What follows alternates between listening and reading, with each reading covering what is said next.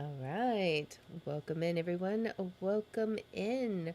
How is everyone doing? I hope you are doing well. Today we are going to be playing Escape Tales The Awakening. So we finished this game last time, but there's still a whole bunch of achievements that we haven't unlocked. So I wanted to try and see if we can make some different choices and possibly get a different ending. Now, unfortunately, we have to start all over because there's no like choose your chapter feature in this game.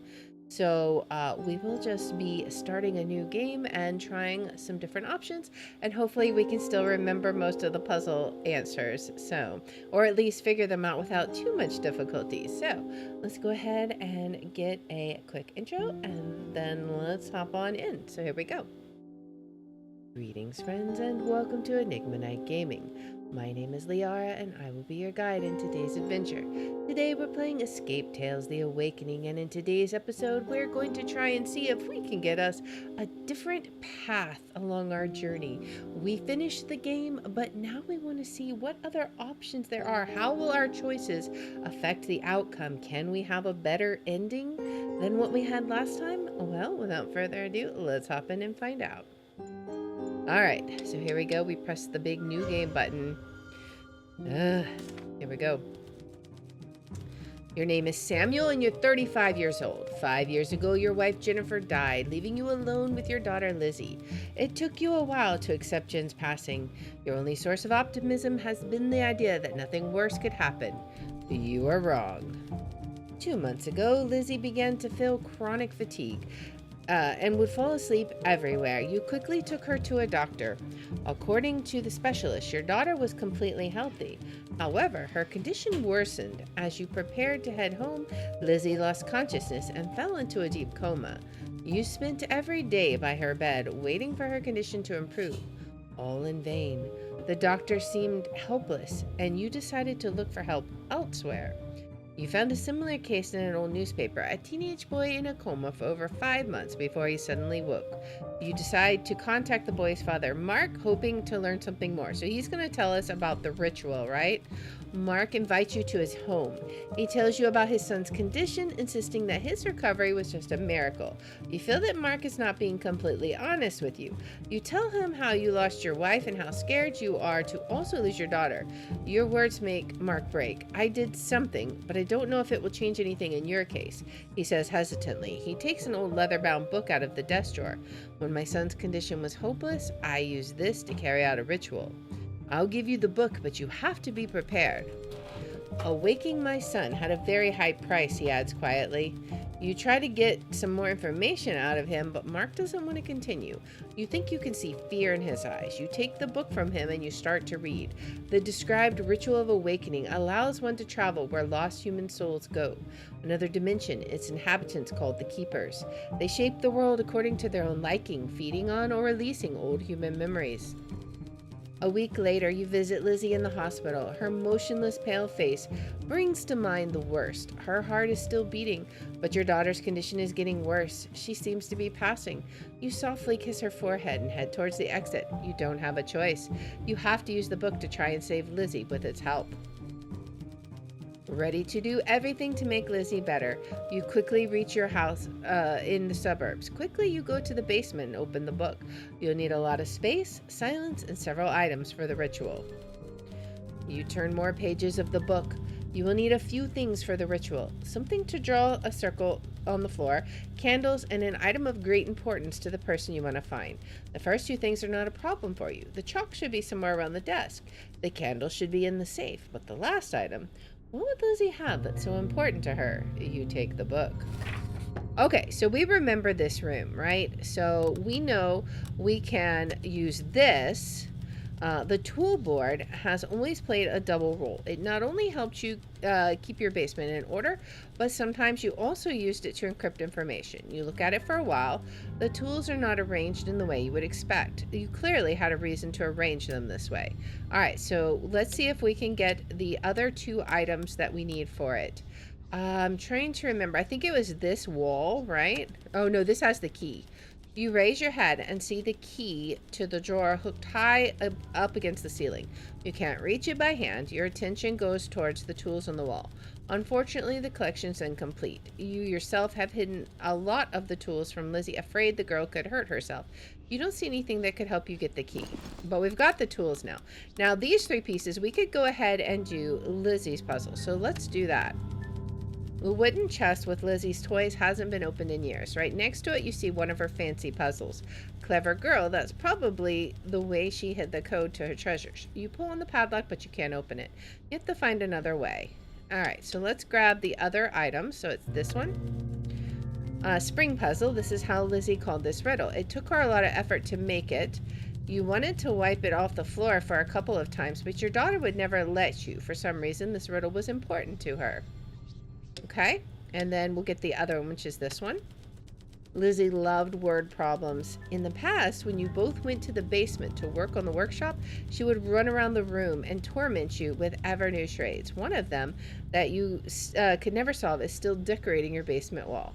Okay, so now we read the poem, which is with red body and face so black. So red body and face so black, that's the ladybugs this time, not a fly. Fly around with some dots on my back. Okay, so we can see that's going to be the first one because the text is in white and there are 2 ladybugs. So the first number is going to be 2. All right. The second one is yellow and the third one is blue. So I'm out in the wild and the breeze is mild. I see something black and white. Oh, what an amazing sight. That's the zebras, right? So 1, 2, 3, 4. We have 4 is the second code, or the second number of the code. The third one is, let's see, I grow in the desert and I need little rain. If you come too close, I might cause you pain. That's the cacti. So that should be 3, right? So it should be 2, 4, 3. Let's see. It is. Awesome. Now we actually know how to play this game. You press the proper combination, you release the padlock. The chest contains Lizzie's favorite childhood toys. The girl was emotionally attached to each of them. She barely ever allowed grown-ups to touch her things. All the more, you're not sure which item you should choose. The figure that the object with the most meaning to Lizzie is. Now, last time we chose Mr. Cuddly. What if we choose the crayon? Because obviously she loved art. You reach for Lizzie's favorite crayon. We got a new achievement now. The girl used it to draw her first picture, which you accidentally destroyed by spilling some juice. You still remember the girl's tears and her angry look. You have never seen your daughter so upset. To appease her, you bought her a whole set of crayons, but she always preferred to draw pictures with this one crayon. Okay, so we now have that. I think the other piece we need to the tool puzzle is maybe right here. You can see chalk written equations on the wall. It's your own handwriting, so you had to use this code to hide something from Lizzie. You smile under your nose. Your daughter stopped having problems with math at school when you entered numbers into her puzzles. Okay, we're still missing one more item, so we're gonna have to meditate. The preparations for the ritual drag on and you slowly become frustrated, but you can't give up. All right, so we need to focus more. Now, where is the other item? Was it here? It might have been in the mirror. Let's go ahead and look. A masterfully made mirror standing in the corner of the room has long been covered with dust. You have a vague memory of dragging it to the basement shortly after the death of your wife. She liked to look at herself in it and you couldn't bring yourself to throw it out. Okay, so that wasn't it. Where is the other piece of our puzzle? It's not that, surely, right? Well, let's look at let's go ahead and look at the desk, actually, because that's going to help us with another puzzle. You flip through all the objects on Lizzie's old desk, but you do not find any chalk among them. Then you notice one of the desk drawers is locked with a padlock. Maybe that's where the chalk box is. Yeah, so I don't think we have the thing we need yet to open that. We need a post. Is this it? Let's look here. Yeah, that's it. Next to the basement door, you see a long rod. It used to be the leg of your decorative table in your living room, which you destroyed in fury when you learned about your wife's death. You never managed to fix it. You wonder what you could use it for. Okay, so we can use that now to get the key. So we'll get the key. You use the metal bar to drop the key hanging from the ceiling. You manage to do it on the first go. You pick up the brass key and immediately recognize it. It's the key to the drawer of Lizzie's desk. All right, now that we have that, we can open it to get the chalk. So let's go ahead and do that. You open the locked drawer with the acquired key. As you suspected, inside is a box with the white chalk that you will need for the ritual. Okay. I think it's got to be this box, right? Let's see. Yes, okay. You approach the safe and enter the code, but nothing happens. You try to remember the correct combination, but it seems you changed it. Fearing Lizzie's safety, the curious girl likes to look where she shouldn't. With a sigh, you look around the basement. You never had a good memory, so you had to hide the code to the safe somewhere nearby. You have to check it out. So, this one was pretty easy. So, well, once we figured out what to do. So we need these two, basically. So, what we're trying to figure out is, why is this one? So that one's going to equal twice whatever x is. So if x is 10, then it's going to be 20, and then 40, and then if 60. So it has to be these, right? We'll color code these. So this square is this one. Now we'll do the next one.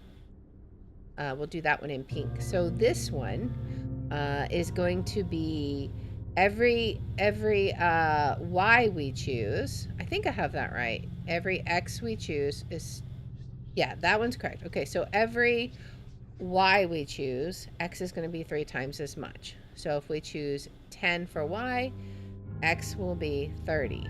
If we choose 20, it will be 60. 30 will be 90. So this is going to be this one. And this one's the one that snagged us up before because I missed one when I was counting. All right, and then our final one is x plus y equals 100. So that's going to be 10 and 90, which is not an option. 20 and 80 is nothing here. 30, 70, 40, 60, 50 and 50, 60 and 40, 70 and 30. So it's got to be this one. All right, which gives us, so we'll go ahead and circle this one. So that's going to give us 1, 2, 3, 4. So this one is 4, right? I'm not missing one there, am I? The pink one. 1, 2, 3, 4, 5, 6, 7. And then the blue one should be 1, 2, 3, 4, 5. So it should be these numbers. And the other code, the safe, let me just scooch that a little out of the way. So that one says something less than something. Okay, so we want 4, 5, 7, right? Let's see, is that right? It was. That one was probably the hardest puzzle in here so far.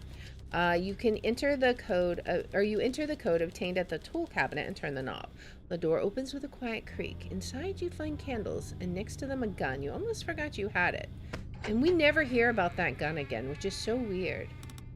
So it kind of makes you wonder. But now we can do this. So we choose the crayon and the chalk and the candles. Now this is a different item, so let's see what happens. Do we get any kind of a different change already? You have all the elements required to carry out the ritual. You draw around the symbol presented in the book and place the candles in the right spots. You stand in the middle of the symbol with the chosen toy and you start the incantation of the spell. You finish reciting the incantation. You see colorful pictures before your eyes. Some of them could belong to Lizzie. The flood of colors and shapes makes your head hurt. For a moment, you close your eyes to control the chaos for a while, and when you open them, we leave the location. You see the basement has transformed. You are surrounded by medical equipment and Lizzie's hospital bed. She decided to lay down after another round of useless tests and fell asleep for a moment when she felt weak. Who could have known then that she wouldn't wake up? You walk closer. Next to the bed, you notice the patient's chart with the name of your daughter. Lizzie's medical history chart is filled with a list of items and some numbers. There's a red circle with the words add up in the bottom right hand corner. You input the total value of all the items, but the value disappears. You look around the room looking for a clue, holding the medical chart carefully in your hand. Surprised, you notice it doesn't reflect in the mirror. All right, so we actually do need to look at the mirror. That's our other clue.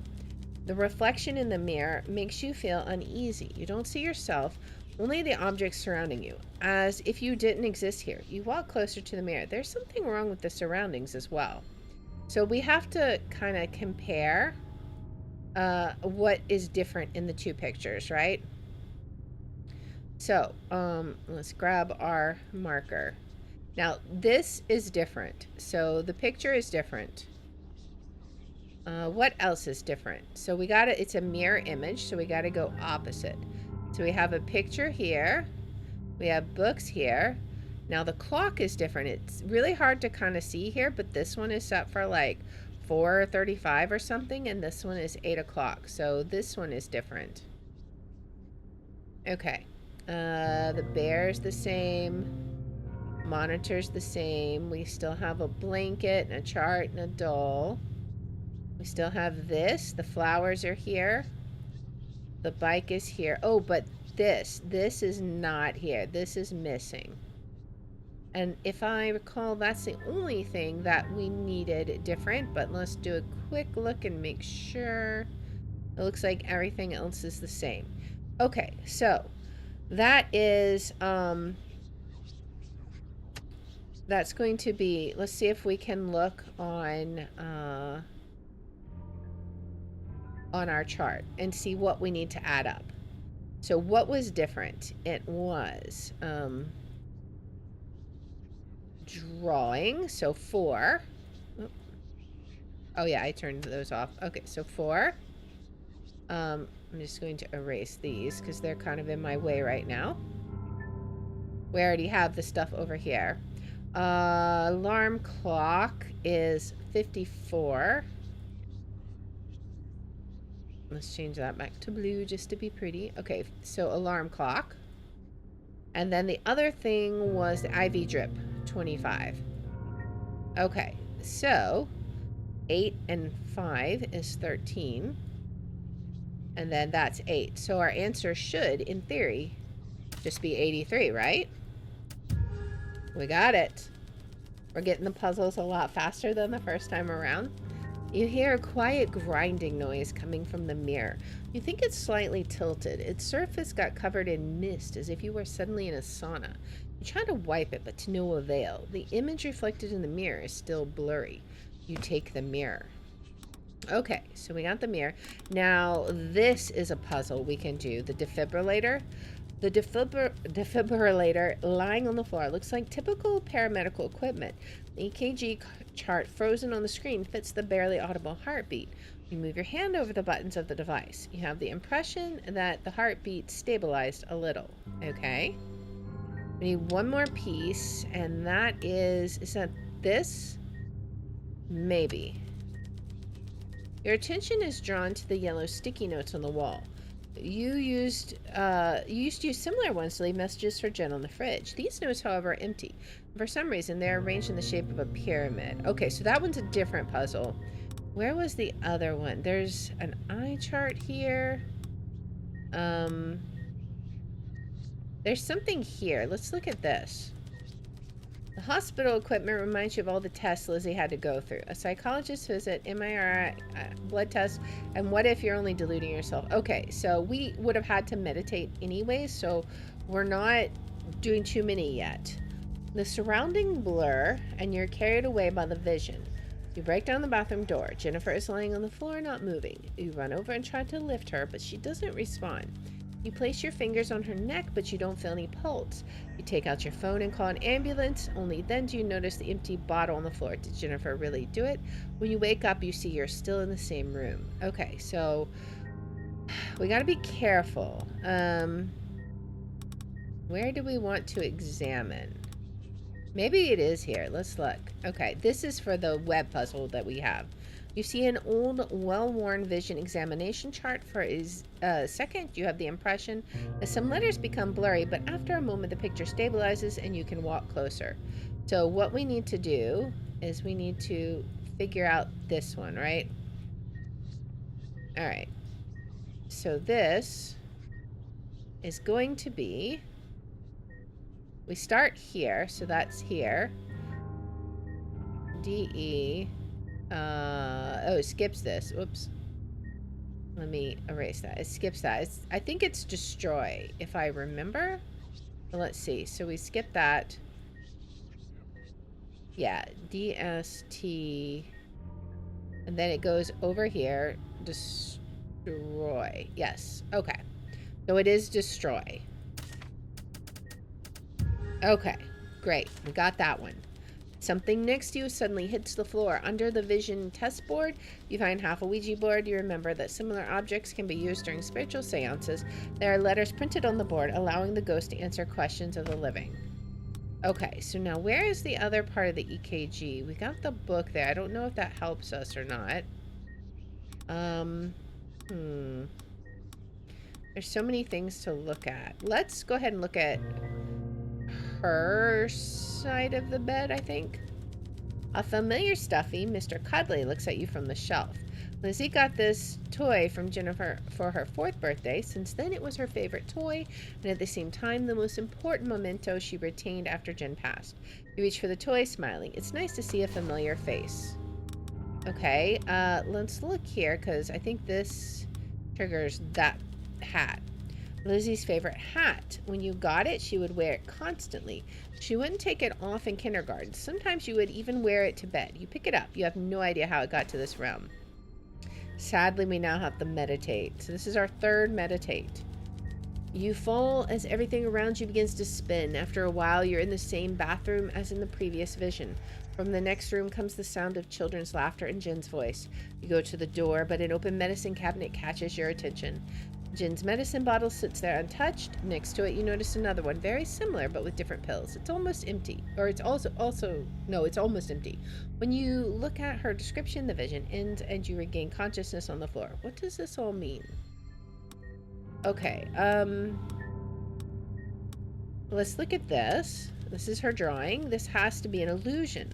On the wall before you is Lizzie's first drawing, one with her favorite crayon. You destroyed it when rushing to work after you accidentally knocked over a box of juice. You wonder what of your daughter's other belongings you'll find here. Okay,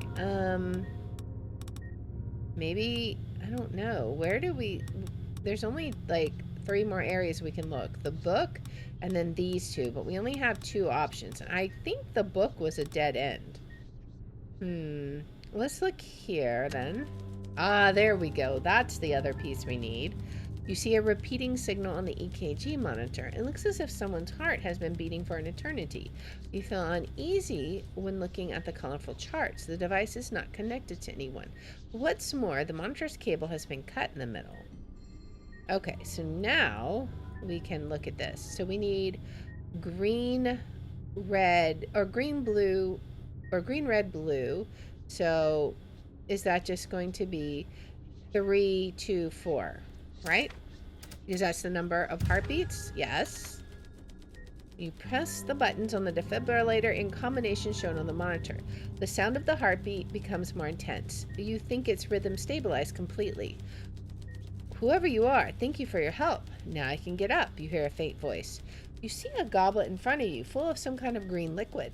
The sound of the heartbeat in the room starts to fade. The last thing you hear is the sound of the absorbed doctors and the scream of an unknown boy. Dad, I'm back! You take the goblet. Alright, so I guess we try... I don't know. Which one do we try? This one, I think... We look at the nameplate.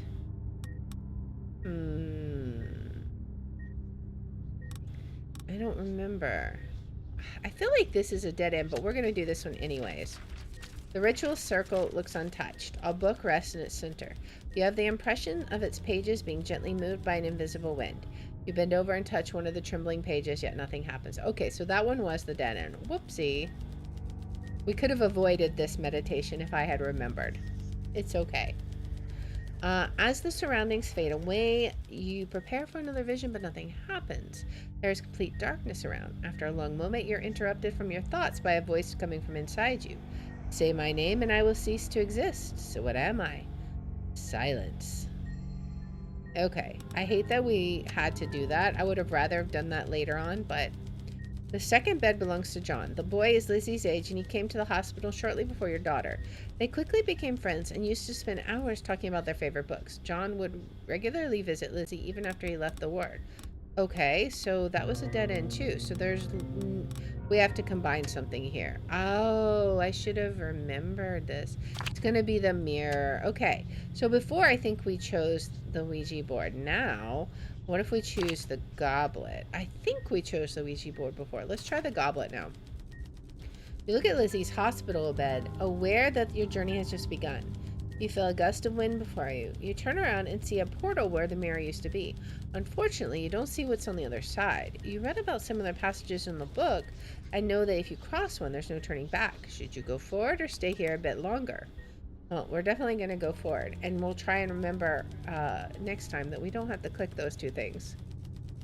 When you cross the passage, your stomach twists. However, you recover quickly. Surprised, you realize you're standing in the ritual circle again.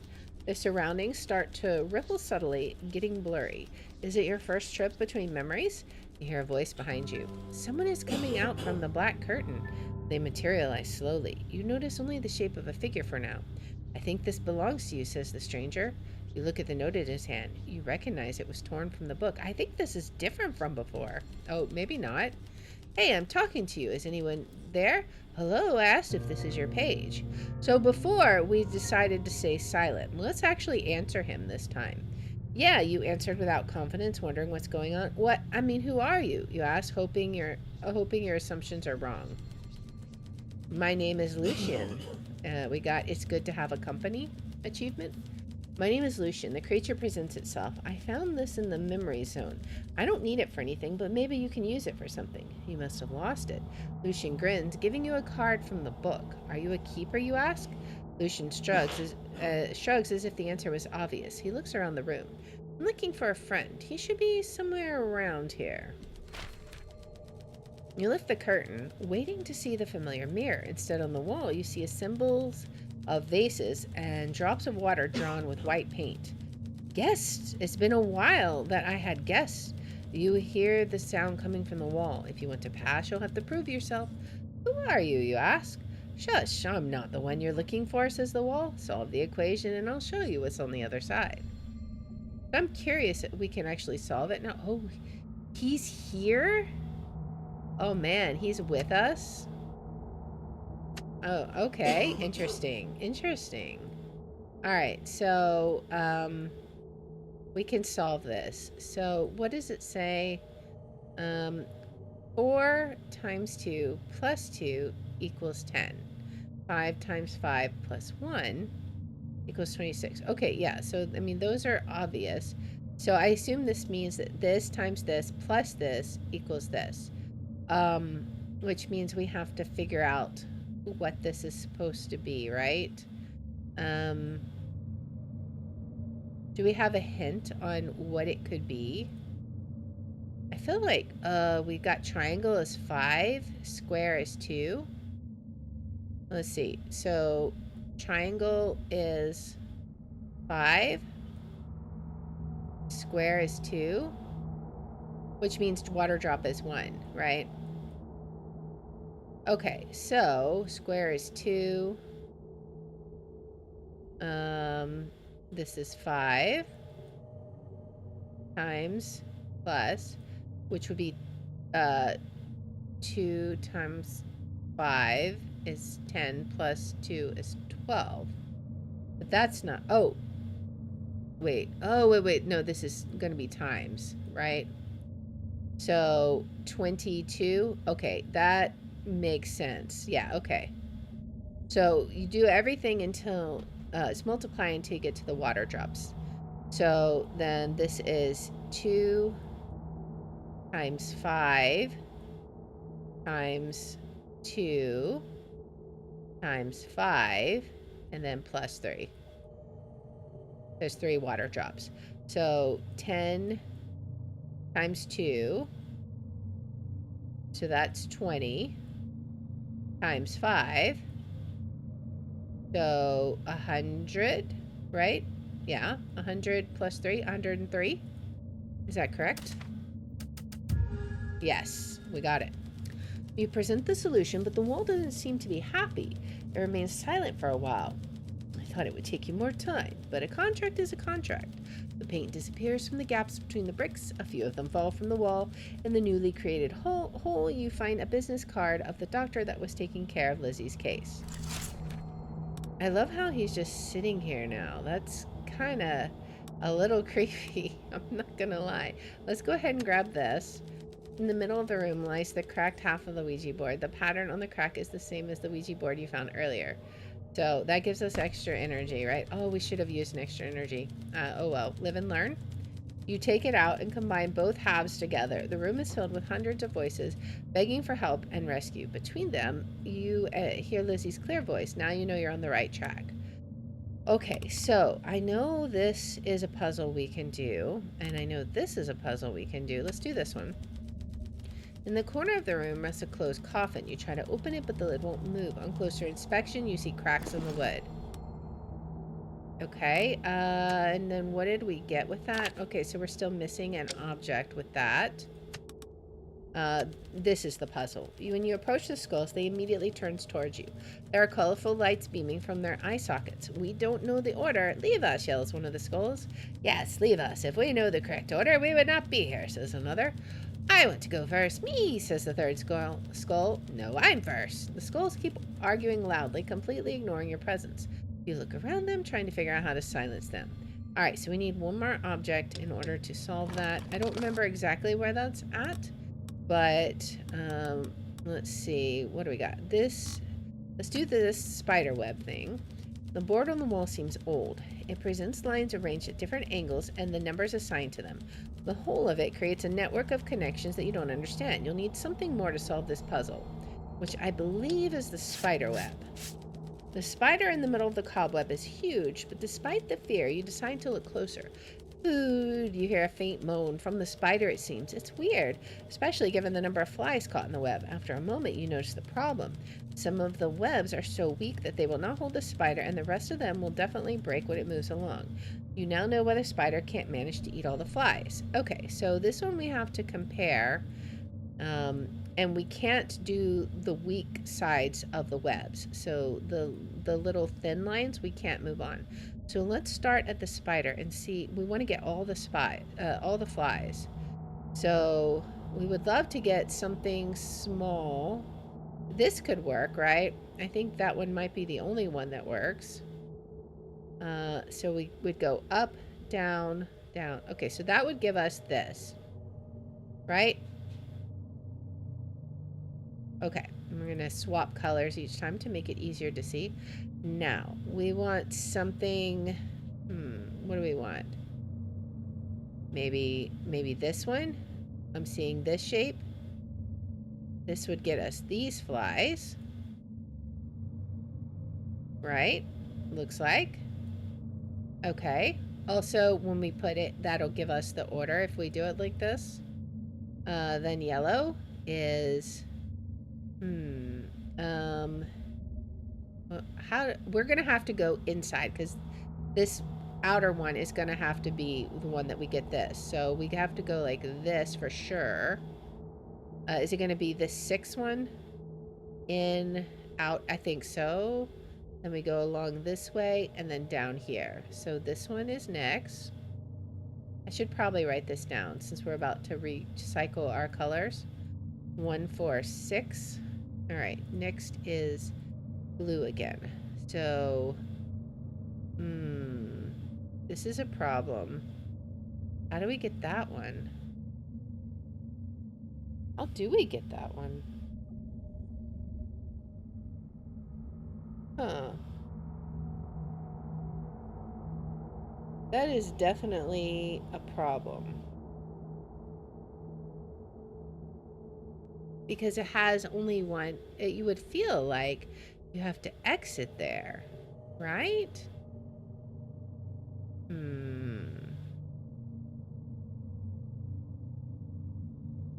Because otherwise, how would you get it? There's no other way to get to that fly. That seems unfortunate. Is there another path we could have taken? I mean, even...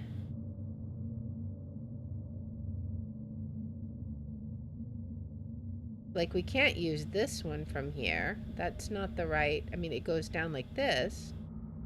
That's not the right shape, I don't think. How would we get this fly? That one's a little confusing. Because if we skip that one...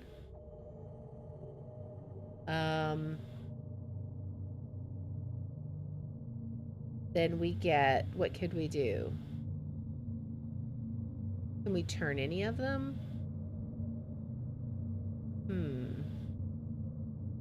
Maybe this one is not the right one. I think maybe that's not the right one. We need to figure something else out. Because otherwise it doesn't make sense. Now, I'm still not sure how we do that. But maybe we have to go around the outside instead. Potentially. So we would want to go out. We have one that goes out. We have this one.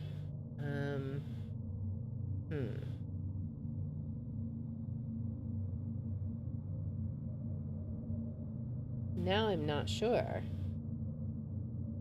Maybe 4 is not the second one either. I feel like this one has to be it, though. For sure. Because that's the only one that fits that shape. Even though we did this before and we have a pretty good idea, I guess it's still kind of easy to get stuck a little bit. We know what we're doing, sort of. There's nowhere else to go from here. We cannot go up because that's a weak web and that's a weak web. We have to go this way.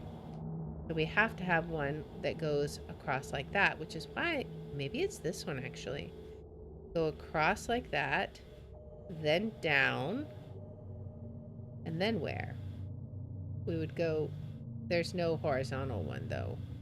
It doesn't quite fit that shape. So what shape does it fit?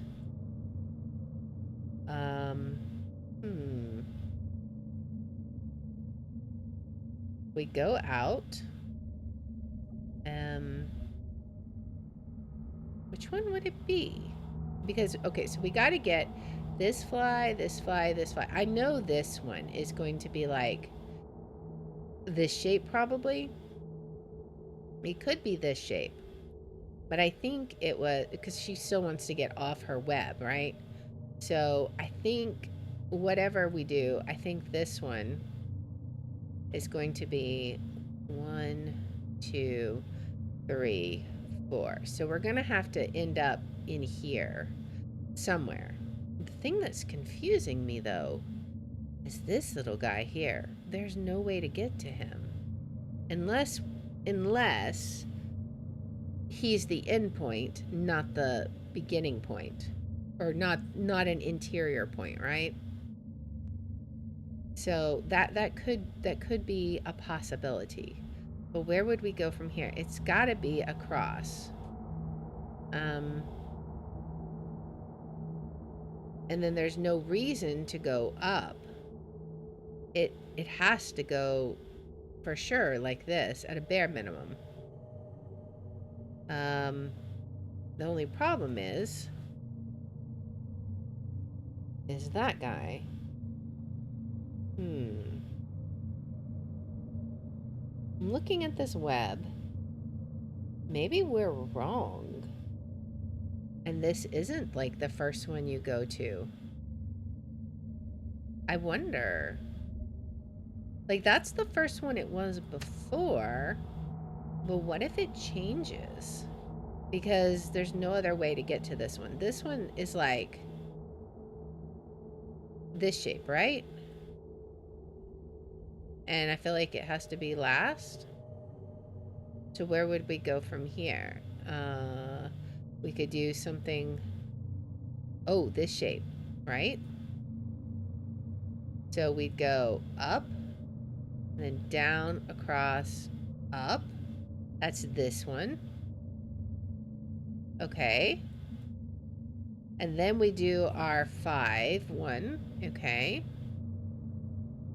Oh, that one. We're making it pretty, guys. All right, so then we do this one, which is that shape. So then it's 5. All right. So then we do one where we go. It's got to be this one, right? Over, up, in. Okay.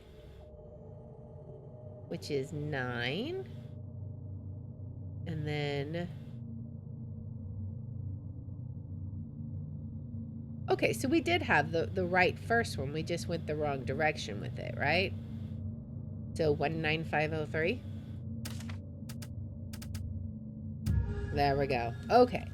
We almost got tripped up on that one, but we got it. Once you know the safe path that would allow the spider to eat all the flies, you read it out loud. Thank you, guide, says the spider. Behind my web, you will find something that will reward your efforts. Indeed, when you reach behind the web, you find a piece of paper with an alchemical recipe. We have so many objects now. What was this thing that he gave us? That's the spider web thing. And then we have this. I wonder what that will get used for. But we do have both objects we need for this. Oh, that's the alchemical recipe. Okay, so let's go ahead and use this. The sound of cracking wood resonates throughout the room, and you see the more noticeable cracks on the coffin. The lid breaks in two, displaying a dark tunnel leading to the next portal. You can remain in the room or continue with your journey. Well, we'll continue until we run out of stamina. So let's see. What else can we look at? Let's go ahead and look at this. I think this is what, yes, this is what we need for the skulls. You know, the number covered board shimmers in different colors, red, yellow, black, green. You want closer, wanting to analyze their layout more closely. So you notice the skulls have different color eyes. So that's the clue that we use here. So and they also have stuff like, some of them have blank eyes and a blank mouth, right? So we need to give them their numbers. So 2 blacks and a green is going to be this one right here, because 2 eyes and a nose. So that one, this guy is 8. And then this is green, red, and black, which is green, red, black. So this guy is 6. And then this guy, red, yellow, black, red, yellow, black. You are number 3. 2 reds and a yellow. You are number 1. Green, yellow, red. Green, yellow, red. You're number 0. And then green, black, yellow. Green, black, yellow. 9. Now that's not all we have to do though, because that's not the order. We have to look at their teeth. So you're first. So 6. Who has 2 teeth? Number 1 is next. 3 teeth is number 9. 4 teeth is number 8. 5 teeth is you're 0. And then so you're 6 teeth and you're 3. And there's 6 skulls, right? 1, 2, 3, 4, 5, 6. Okay. So what was it? 619803. 619803. There we go. You read the color code out loud in the hope of silencing the skulls. In response to your words, they all fall silent and look your way. I knew I'd be first. You can take me. You deserve it, says one of the skulls. Then it turns gold. You pick it up from the ground. It's heavy, but you feel it will be useful. Okay. I wonder if that would have given us another thing for the portal. All right. We have 2 more stamina. What would be the most valuable to look at? I want to click here first. You mentioned that you're looking for a friend. What does he look like? You ask, approaching Lucian. Short with horns. He has sewing marks on his stomach. Oh, and he's plush, adds Lucian, as if this fact was of no importance at all. Have you seen him anywhere, maybe? You reply briefly, I haven't seen anyone like that. Okay, so we have one more. Let's see. And we have a couple more. This one looks like it's been ripped open. What was here? You look through the pieces of a broken vase. On its inner side, you can see a drop of water with an equal sign drawn in white chalk. Okay. So basically nothing. Let's go ahead and go through the portal because I don't think there's anything else of interest here. You fall through the small door of the cupboard into the next room. The door's padlock locks itself behind you. The room seemed to be the combination of two bedrooms, yours and Lizzie's. You have the impression of your shadow comforting Jin's shadow on the bed. You recall all the times you tried for a baby without success. When your wife finally got pregnant, the doctors were astonished. According to them, your wife was infertile. You unravel the carpet with drawn squares and a diagram ready to fill. This one is one of Lizzie's favorite puzzles. It's called Jumping Squares. You look at the black fields, thinking about the rules of their movement. You regret not paying more attention when your daughter was solving this puzzle. Okay, so this one was actually kind of tough because you have to figure out the movement. So we gotta look at where they're going. 1, 2, 3. So it's not that. We're going to look in relation to where they're going. So I think we have one going. I think this one might be going in a little square, right? Because it would be here, here, and then here, and then here. So I think that one is just doing this number, which means his next square would be here. Maybe. Then we have, let's see, if it's this one, jumping 2 around, 2, so the next one should be there, and then there. Yes, okay, so then the next one would be here. That would be this one, right? It's just jumping 2. And then the last one, what else do we have? This one is just going down and then around, so the next one should be here. So this one goes down 1 each time. And then when it gets to the bottom, it starts going across the bottom. So the next one is there. Okay. So what goes there? Okay. So that's the second. It is going to be less than, less than, less than. So 5, 6, and then 15. 5, 6, 15. There we go. Easy peasy. You complete the layout and immediately see how the carpeted surface begins to change, as if someone was working on it with an invisible needle. After a while, embroidered figures and colorful patterns appear on the fabric. All right, now what do we want to look at? Now I know this one is a thing, so let's look at this. You see the familiar antlers that once hung at your parents' house. It was your father's souvenir from the times you went hunting together. At least that's what you think at first glance. Someone screwed additional antlers with loose bolts to the original head and described their work with numbers. As if it wasn't enough, there is an occult symbol on the animal's skull. Okay. So we have everything we need for this, so let's look at this. Now this was related to the bedpost, right? So this one is kind of, I feel like it's difficult to see. 163 for the first one. What do we see here? I think that's a 6 I'm seeing. I think. The next one, 274. What do we see? I think I'm seeing a 4 there. We'll try that. 893. I mean, that would just be that, right? I think. Or is it? Maybe it's not. Let me look at that again.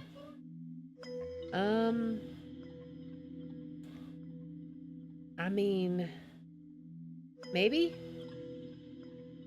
We'll try 8 for now. It could always be wrong, but that one's a little difficult. All right, next one, 382.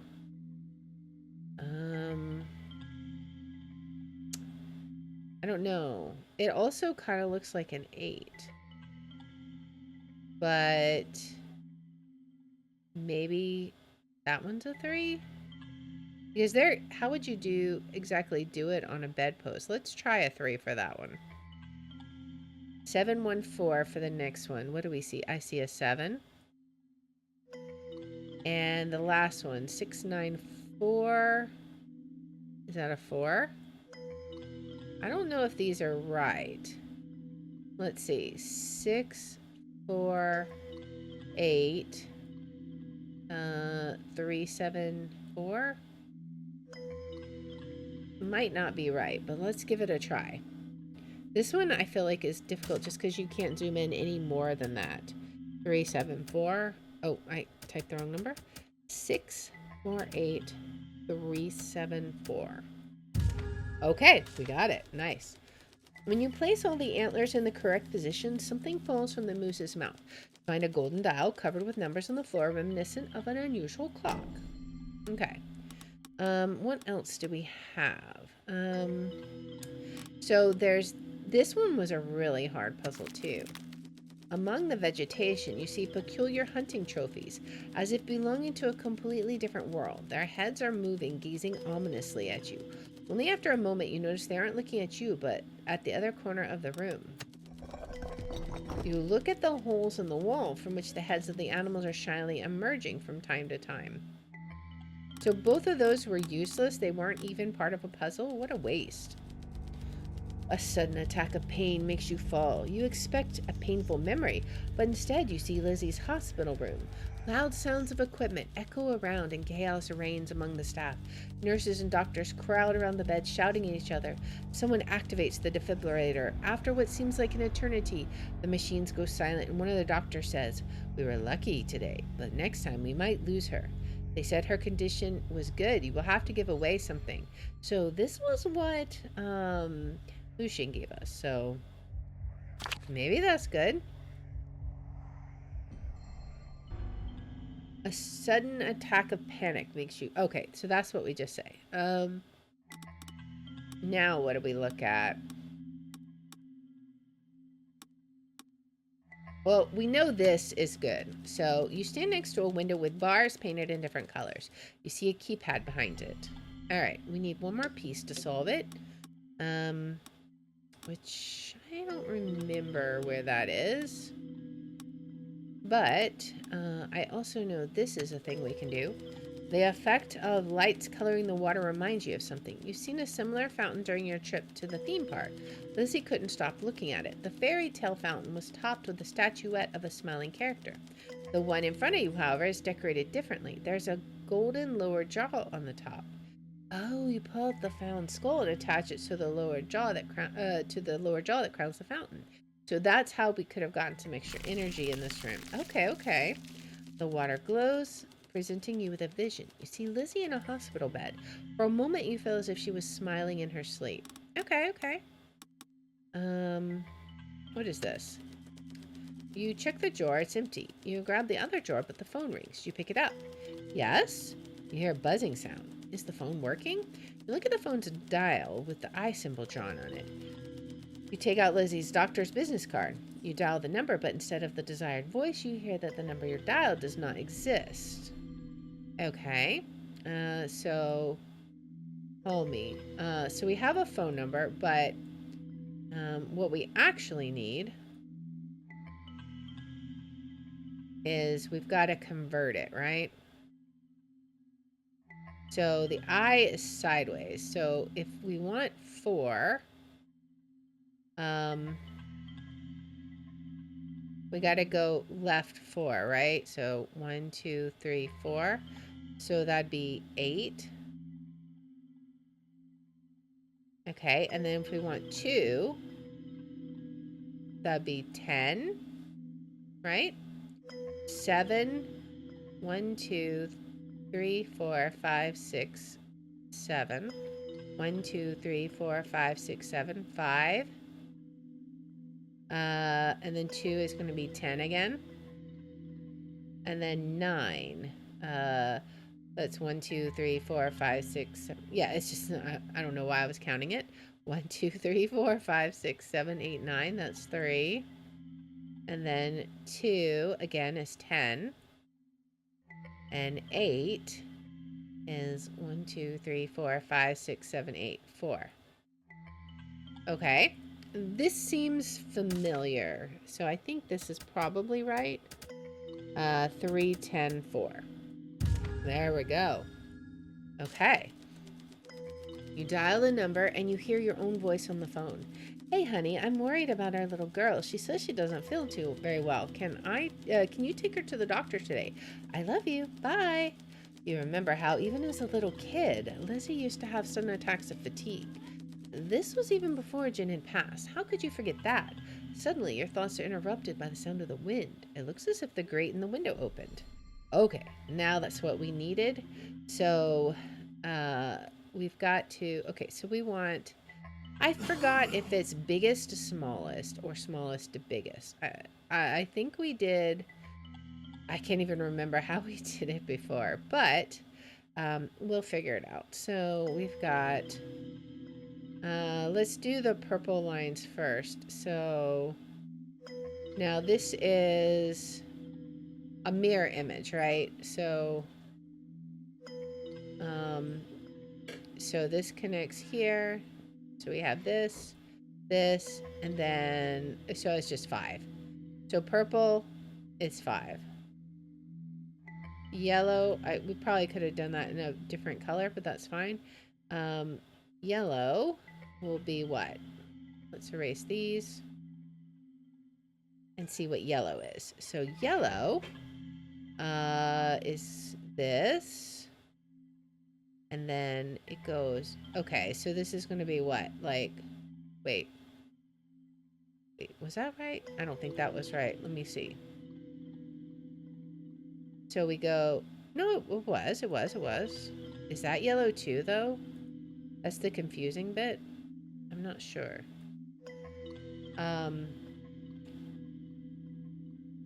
We have, okay, because this is these two. Oh, wait. Oh, I see. I gotta remember it's mirror image. Which actually might be totally fine. Like, it might be an 8 or something. So, yellow is going to be these two plus this. And then this. Yeah. Okay, I see. So, yeah, it's probably going to be, yeah, it's just an 8. So, yellow is 8. And then our final one is the pink. Let's erase this. And then I think we'll see what that number is. Pink. And remember, it's mirror image. So it's going to be this down 2. And then it goes, it's going to be a 3. Right? Yeah, it's going to be a 3. Okay. So it's either 583 or 385. Let's try 583 first. Okay, 385. Wait, what? 385? What? Excuse me? 385? 3, okay. Did I trace it completely wrong? Confused? Alright, let's try this again. Mirror image. So that one is clearly a 5. Unless it's supposed to be backwards, which I suppose could be the case. I bet that is. So, is it? No. Because then the 3 would be backwards. That's got to be a 5. Alright, so let's do the yellow one then. So, mirror image is this. And then we have, this comes down.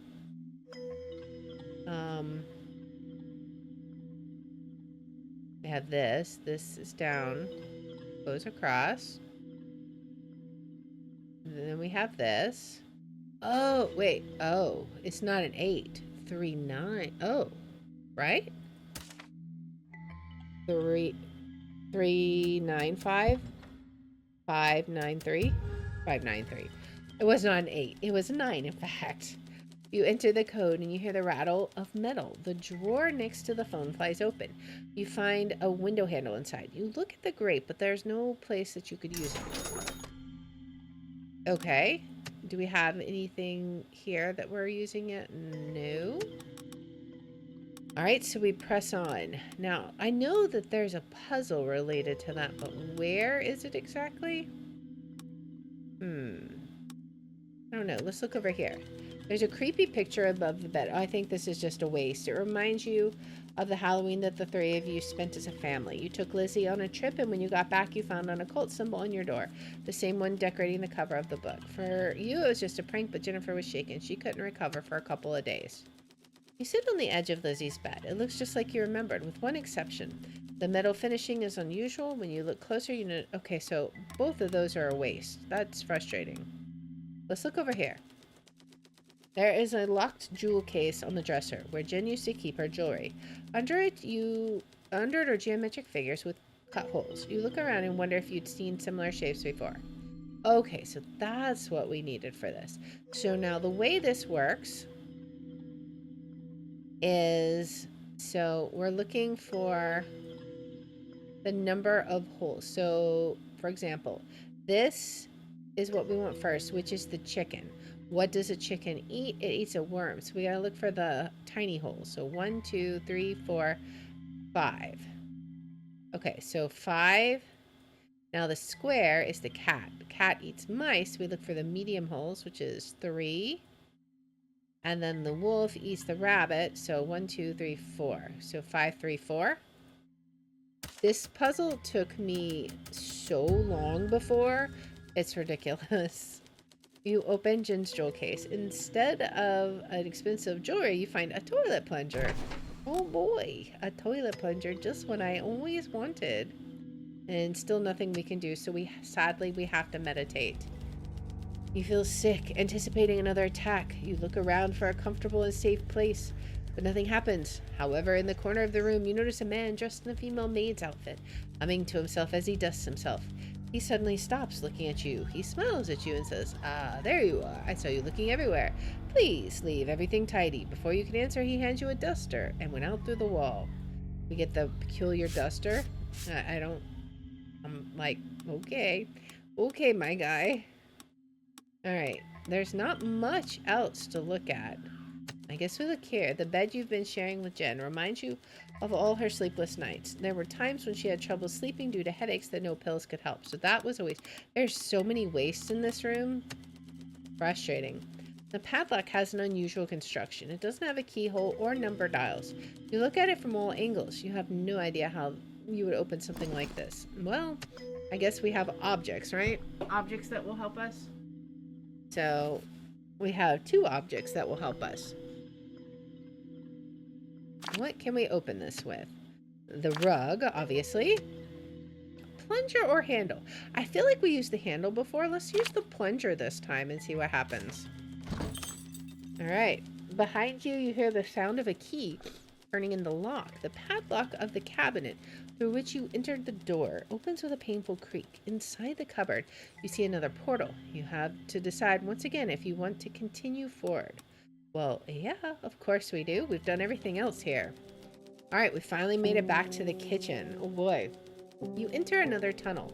You see blue and red lights in front of you. They remind you of ambulance lights. You found her like this.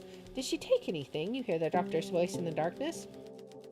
Migraine pills. She had problems. Could she have overdosed, doctor? The question is left hanging in the air, and you remember when you found Jen on the bathroom's floor. Meanwhile, the tunnel ends. Sounds disappear, and you find yourself in a room that is confusingly similar to the kitchen.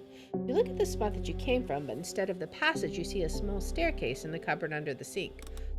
Alright, so, let's look at the fridge, because that's where we want to go, right? You approach the refrigerator and grab the handle. You pull at it with all your might, but the door is locked. Your attention goes towards 3 knobs marked with numbers, next to which are some symbols. So we gotta find all these pieces. Alright, let's see. I'm trying to remember where I saw them all. Let's look here. The mirror reflection is confusing your senses. At first glance, everything seems normal, but it's not. The scratches on the table look completely different in the reflection. Okay, we got that. What else do we need? Is it this? There is something glittering between the trash. You walk closer and pick it up. That's another cog. You wonder what use it could have. Okay. And then let's look here. You hear Jin's happy laughter coming from the manhole. You run closer. You try to lift the manhole cover, but it's too heavy to even move. After a while, the laughter dies, and you have to face the depressing silence again. So that one's a waste. This is one we need. The prie-dieu in the kitchen takes you completely by surprise. Jen was never overly religious. When you get closer, you see colorful circles and math symbols. Okay, I thought it was one that we needed. I guess it was a waste again. Resigned, you sit down against the wall, getting ready for another vision. This one comes quickly. Same bathroom, another day. In the mirror, instead of yourself, you see Jen. Are you in her memory? After a while, the mirror fogs up and you draw a symbol on it. When you finish, you see a hooded figure instead of your wife's reflection. You recognize that face and horns. Hello, Jennifer. We're glad you finally decided to contact us. You scream, snapping out of your trance. Jennifer had contact with keepers. Okay, we know that though. So, but we also had contact with keepers. So, I don't know. The empty gallows under the ceiling arouse anxiety. One of the nooses is broken as if something tore it down. Okay, so now we need 3 more clues. Is it this? You bend down and open the cupboard with the pots and pans. Between them, you notice a protruding piece of torn rope. You grab it and slowly pull it towards you. From between the pots, you see the other end finished with a noose. Okay, so you have to check it out. Okay, so we need 2 more pieces to the puzzle. What else do we need? Let's look here. Under the cobweb, you find 3 corkboards wrapped with twine marked with letters. Looks like the creation of a total madman. You take the boards from the wall, trying to place them on the floor. In the same way they're hanging, you're careful not to tangle the crossing twine. Okay, this one was tricky. So what we had to do, let's do start. So what tripped me up before was I thought we could only use each piece once, but no, that is not in fact the case. So it says flip, and then we try and find where flip all, and then we have C all, flip all cards. We're gonna need to find S, all cards, except we need a PT, except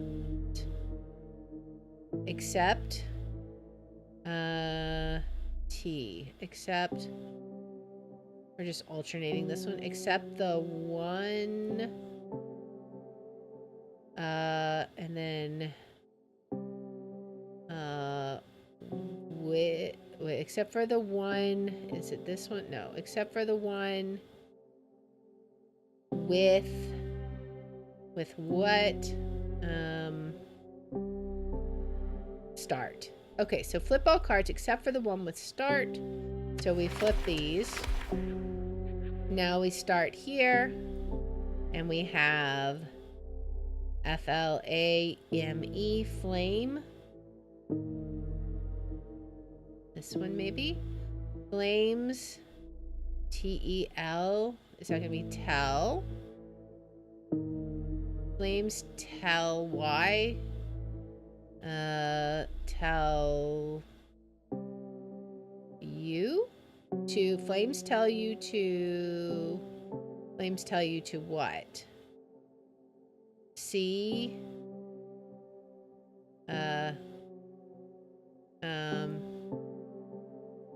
flames tell you to wait, this one. Flames tell you to call a to call and W. To call in, is that gonna be like right? To call in right? Call in right what? I honestly don't remember. Call and write in write in, where does this one go? Write in REF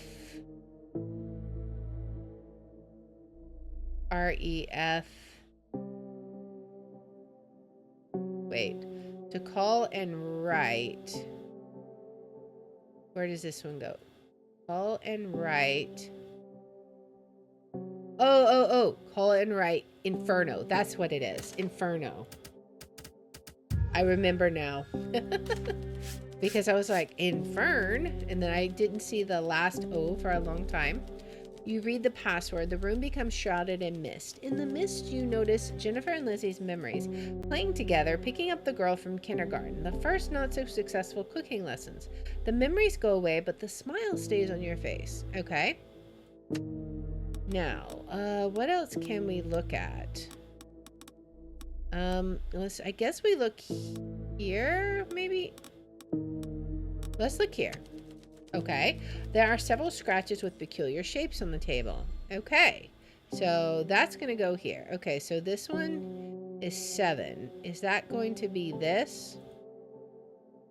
I think. Maybe. Maybe. We're still missing a piece anyways. Let's see. Let's look here.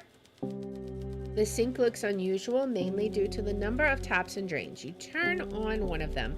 You hear the sound of water in the pipes, but nothing happens. You try to turn on other taps, but the result is identical. Okay, so that's our final piece, which is going to be the water one, right? So, now this one confused me so much because I didn't know what to do with this. I thought we had to match them or something, and I was so confused. And I think it wasn't it just like we made it too hard? We just had to do this, and it was just 5, like, after all that. I think so. And then the last one. What is this? Okay, so that is related to the ropes. So we have yellow plus green. Okay. Yeah, it was the number of twists on the rope, right? So this one is 1, 2, 3, 4, 5, 6. There's 6 on the red one. So that one was 6. 1, 2, 3 on this one, I think, and 1, 2, 3, 1, 2, 3, 4. I think that's 5. So 5 plus 8, which is 8, or 5 plus 3 plus 5 is 8. 8 times 6, 48. 48.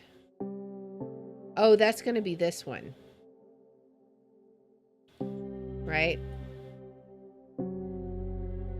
48. And then the other one is 7, I think. Because we had mixed that up before. 5, 48, 7.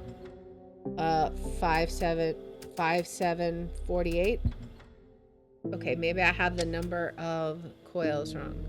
1, 2, 3, 4. Why did I say 5? Maybe I thought, okay. So if it's only 4, then that's going to be 3 plus 4 is 7. So that's 42. 5, 42, 7. 5, 42, 7. 5, 7, 42. Okay. Can I expand that any more? 1, 2, 3. That is clearly 3. So that one is right. 1, 2, 3. I feel like that's 5 though. Oh, we didn't do order of operations. That's the problem. We didn't math right, guys. All right. It's getting late. You can tell when brain no longer worky. So if it is 5, 5 times 6, we got to do that first. So that's 30. So 33, right? It's either going to be, if it's 5, then that would be 33. If it was 4, then that's going to be 6 times 4 is 24, which would be 27. I'm not sure which one it is because it's really hard to see. It could be 4. 2, 3, 4. Now that I'm looking at it, so let's try 527.7. 527.7. Okay, that was it. You place the knobs in the correct position. The fridge door bounces open. A wider and wider stream of white light seeps through the crack in the door. You hear a familiar melody coming from the refrigerator. Jennifer humming Lizzie's favorite lullaby. You see someone's hand on the door and a fluttering medical coat. Your daughter's doctor comes out of the refrigerator and the door behind him slowly closes. Here you are. I finally found you. I need you to answer a few questions. If you want to save your wife, there's no time to lose. Okay, so before we chose the fridge doors are almost shut. You sprint towards the fridge, but over your shoulder you scream, yeah, sure, but give me just a second. Or you take a last glimpse at the closing fridge door and you answer, sure, doctor, what is it? How can I help you? Let's see what happens if we choose this one. We might end the game here. Who knows? All right, follow me. There's no time to explain. The melody fades away when the refrigerator door closes. You want to talk, you say. Or you wanted to talk, you say. The doctor nods slightly. Walls have ears here. We should talk somewhere else, he says, going back towards the refrigerator. He effortlessly lifts the cover of the drain as if it did not weigh anything. You notice a ladder going down the drain. Follow me. You look down at the descending doctor and wonder what to do. Oh, well, we didn't go here before. Is this going to be a new place? Oh. You decide to follow the doctor deeper in the drain. After a couple of steps, you feel the ground under your feet again. You find yourself in your bathroom. In front of you, Jen is sitting on the floor. There are pills surrounding her. You have the feeling of deja vu, as if you were reliving the moment preceding her death. Jen, is it really you? You say softly, but your wife doesn't seem to hear you. You get closer to Jen. On the floor, you see a vial of Lizzie's medicine that she used to take when she was younger. I really didn't want to do this, Sammy, your wife suddenly whispers. You see sadness in her eyes as well as determination. We were supposed to be happy together. That's what the book promised me. And finally, the ghosts will have to keep their promise, she says with a non-typical firmness. She looks at you and takes something out of a pocket. I'm begging you, Sammy, listen to me. She sounds really sincere. You want to look her in the eyes, but she's avoiding you. You decide to listen to her. You want to trust her. Jen, please, tell me what I have to do to save our daughter. Or you can't do it. An uneasy feeling makes you doubt everything around you. You fight away your remorse as you release yourself from Jennifer's grasp and turn away. So even though we haven't been in this situation before, we did decide not to trust our wife before because she messed with the book before. But really that's casting stones, because where are we? So let's trust her. She's already been through this. She might have some experience. Let's see what we have to do to save our daughter. You remember that you saw a similar object somewhere. The bottle with Lizzie's medicine. Wasn't it among your wife's spilled pills? You have to take it and drink it when the right moment comes, says Jen. What is it? You ask hesitantly. Trust me, Sammy. I would tell you everything if I could, but they can hear it. Jen looks around nervously as if she was expecting someone to actually be eavesdropping. Suddenly she freezes and does not speak anymore. It looks as if she fell asleep. You take the vial. Alright, so we have the vial. I don't know when we will use it, but we are collecting up quite the inventory. Now this is a totally new area, so we get to explore everything now. What is this? You try to move the grate, but it turns out to be locked with a coded padlock. Directly behind it is a sewage tunnel. You try to get your vision used to darkness, but you fail. Whatever is there, it has to be hidden in deep darkness. Okay, what about the toilet? There is a pink piece of paper attached next to the toilet handle. It reminds you of a multiplication table. You look at the presented system, trying to understand the relationship between the individual cells. Okay, so we need one more piece to understand this. Is it going to be related to her pills, or could we look at the bathtub? Standing next to the bathtub, you hear the shrill screech of the cuckoo. Your attention is drawn to the purple clock in the corner of the room. Its single hand seems to be too long. Oh, this is another puzzle. Okay, so we gotta meditate. Oh, we know this guy. As you're wondering what to do next, someone puts a hand on your shoulder. You jump and turn around. Behind you stands a short man in an elegant suit. Seeing your reaction, he takes a step back. Sorry, I didn't mean to scare you, but quickly, because my very presence here is breaking the rules. I see that you need help. Meanwhile, I enjoy exploring other people's memories. It's my weakness, an addiction, you could say. I will help in exchange for one of them. One of them. Agreed? Okay, you don't know if you can trust him, but everything indicates you have no choice. Ah, really? That's unfortunate. So I wonder what would happen if we played like the perfect game and we didn't have to give that away. That sucks. She just like wasted her efforts on us. I feel bad about that. You approach the sink, noticing a gaping hole in the floor. It looks as if someone ripped out one of the tiles. Okay, well that was a waste. Let's look at the pills. The pills on the floor remind you of the circumstances when you found Jen. She was laying on the floor surrounded by many colorful pills, probably for chronic migraines. They have fallen out of the bottles before she lost consciousness, so that also is a waste. Sad. What about this toilet? The toilet is on a raised platform as if it were a throne. There are skulls on both sides. Ah, it's you. I might have known. No one else would check this memory. Shush, don't talk to this human. You will get the keepers upset. Another skull screams with obvious irritation. The first skull ignores its outburst. It addresses you calmly. We lost the king's scepter. Have you seen it anywhere? Oh. You pull out the previously found toilet plunger and place it next to the skulls. Okay. So now we know what that's for. Interesting. Yes, finally, the king's lost scepter, one of them yells. Come closer to get your reward. You stand over the toilet. You see a kind of vision in the water. You see Lizzie leaving the hospital and hugging you. Interesting. Will that be something that's true, I wonder? What's in here? You pull on the handle attached to one of the tiles. Under it, you find a complicated hydraulic system described with numbers. Interestingly, the pipes turn. You have to check it out. Can we actually interact with this? I don't think... Can we... We cannot actually do this. Okay, so it obviously... This is a little bit annoying that... I guess we have to draw. So we turn that one this way. This one goes this way. And then this one has to go this way. This one goes this way. Then this way. No, that one won't work. Because the only way this one will go is straight, which means it's got to go like that. Which means it's got to go through here. And then here. Here. Here. Here. Which means this one, these two are incorrect.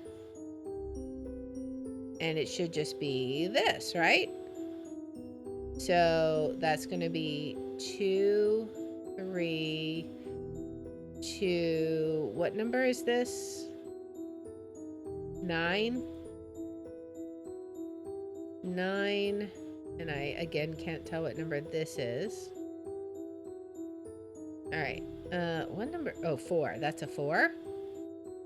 9, 4, 5, 3, 5, 3, 7. Okay. Is that gonna cover it up? No, not all the way. 2, 3, 2, 9, 9, 4, 5, 3, 5, 3, 7. Incorrect. 2, 3, 2, 9, 4, 5, 3, 5, 3, 7. Did I read the numbers correctly? 2, 3, 2. Is that maybe a 6? No, the dot's on the bottom. 4, 5, 3, 5, 3, 7. Do we have to somehow use all the pipes? Maybe we have to use all the pipes. I don't know. Before we do that, 1, 2, 3, 4, 5, 6, 7, 8, 9, 10, 11, 12. Okay, so there's 11 digits.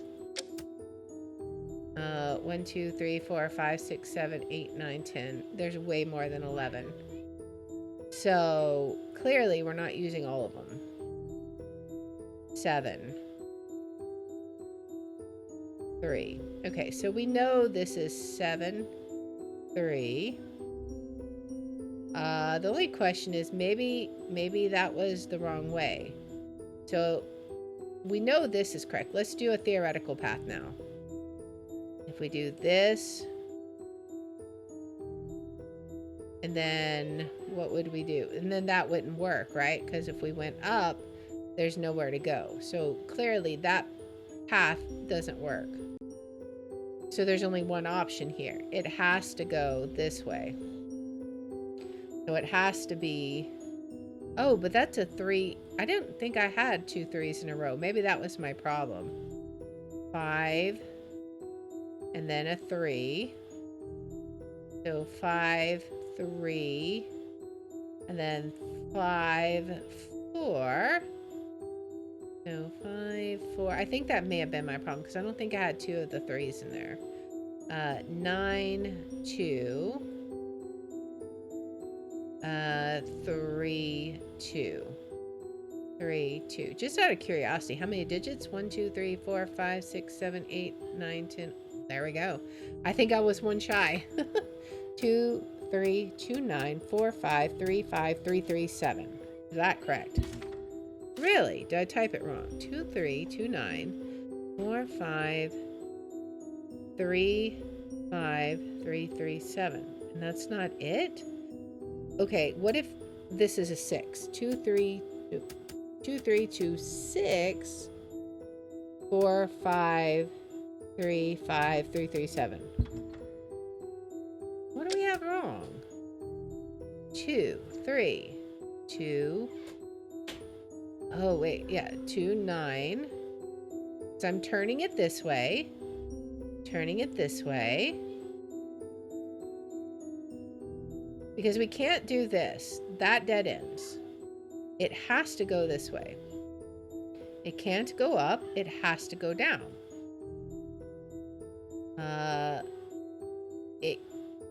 If we let's do a theoretical path this way. If we went this way,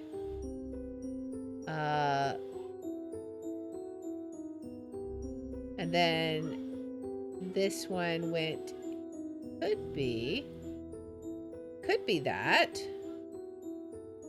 So if we did that, what would that be? 2, 3, 2, just like we have, but then it'd be 6, 3,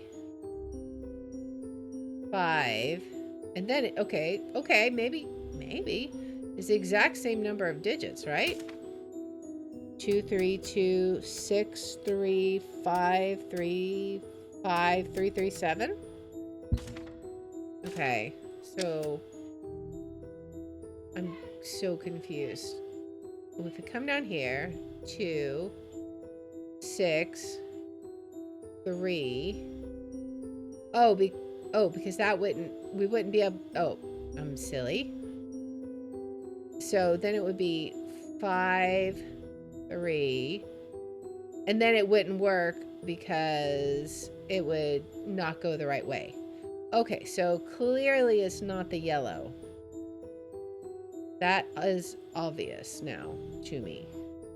So then we go back to, it has to go this way. It cannot go that way. It has to go this way, only one direction. That has to go down. That has to go this way. If that goes up, over, yeah. If we went, let's draw a theoretical. If we went, this isn't going to work because if we did this, there's nowhere for it to go.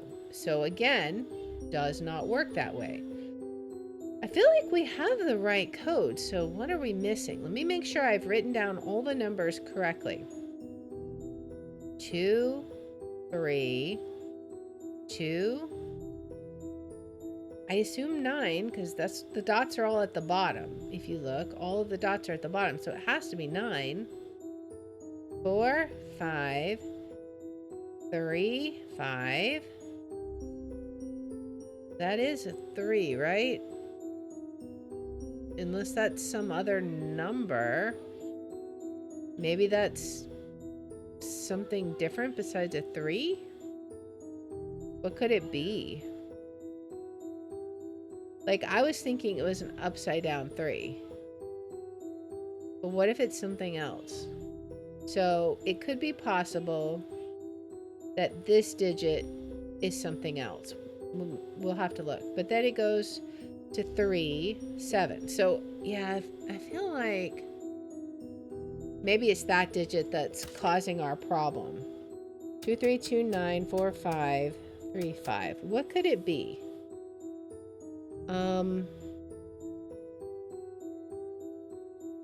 Does it look like any of the other digits? Could it be a 7? Doesn't really look like a 7.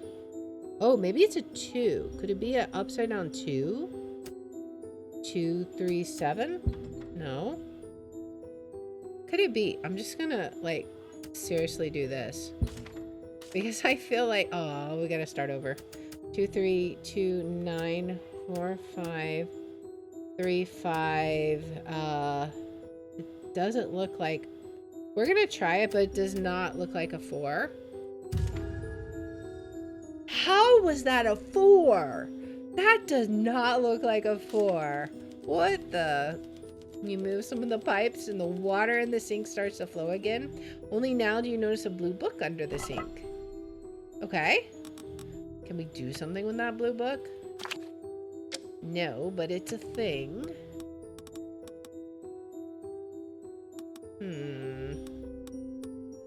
We have so much stuff.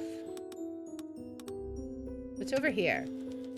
The joyful twittering of the birds suddenly fills the bathroom. You guess it's coming from one of the clocks. The face is far from indicating the time. Okay, so that's 2 of them.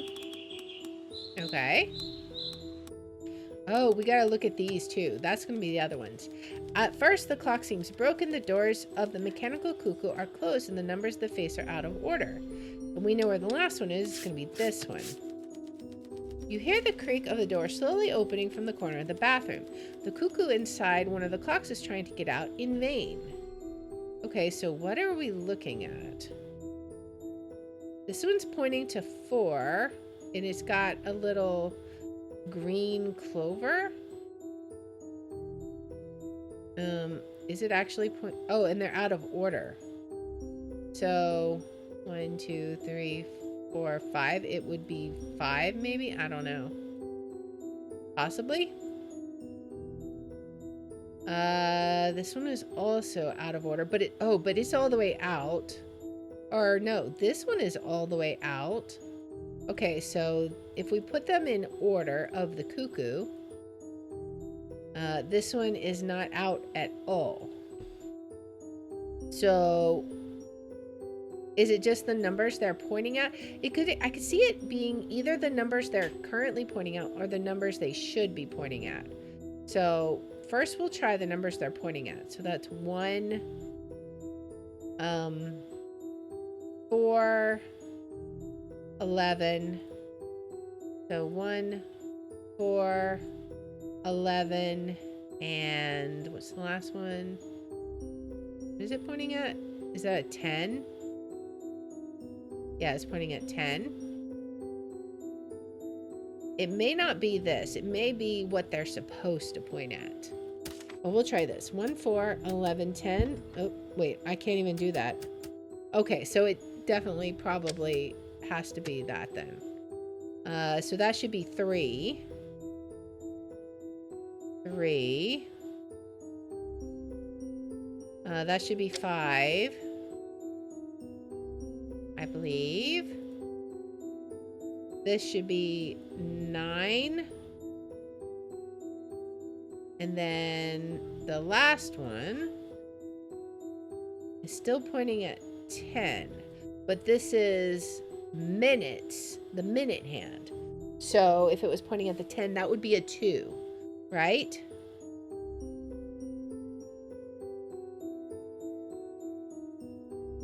Or it could be a 1, because that's where the 1 would be. I'm not sure which one, 2 or 1. 3, 5, 9, 2. 3, 5, 9, 1. Okay. I thought that the cuckoos being in the order would matter. Okay, let's look at the pattern. So it went from 1 to 4. 4 is over here now. Is there anything about how the cuckoo clocks are changing order? So like we have 6 at the top here, then 10, then 3, and then what is that, 8?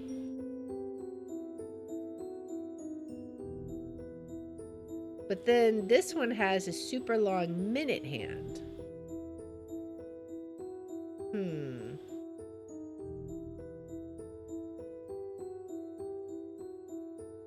What exactly? This one is like all the way out. This one is not all the way out yet, and it's not tweeting. It's not chirping yet. So I feel that one definitely has to be third. This one feels like it should be second. And then this one is first. So, but it's not just a simple,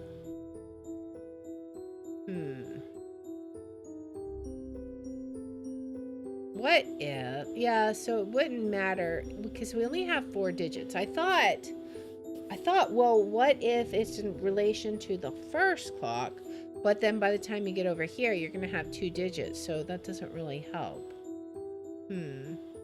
These are definitely our hands, right?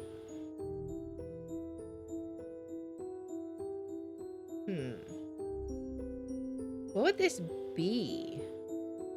Is there any rhyme and reason to this, to these digits? Does it matter?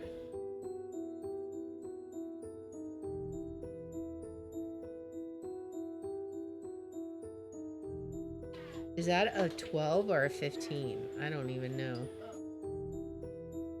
But that would be 3. 1, 2, 3, 4, 5. That'd be 9. And that would be 1, but that's not it. 3, 5, 9, 1. It's not either one of those. Let me read the description again. At first the clock seems broken. The doors in the mechanical cuckoo are closed, and the numbers on the face are out of order.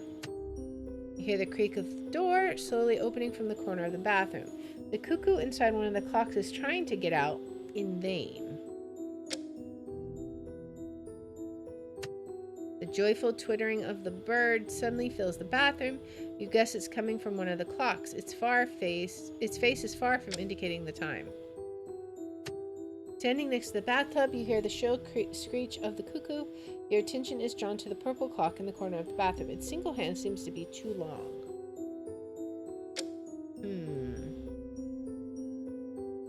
There's something about that single hand that I feel is important.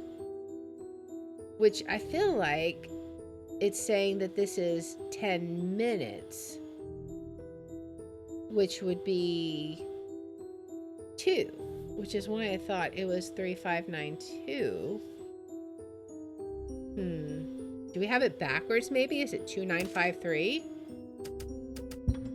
Or 1953? Okay. Alright, well, let's get a hint. Because I'm stumped.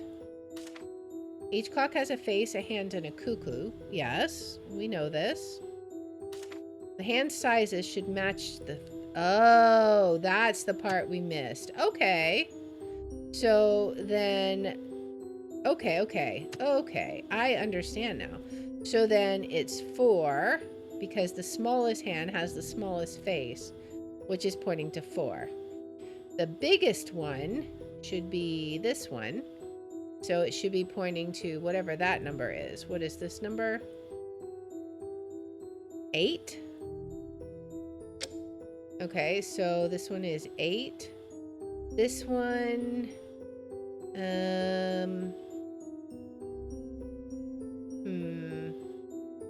Are these the right ones? I don't know. Smallest hand goes here. The biggest one goes here. This one should go... Where does this hand go? I don't know. This hand goes to this face. Right?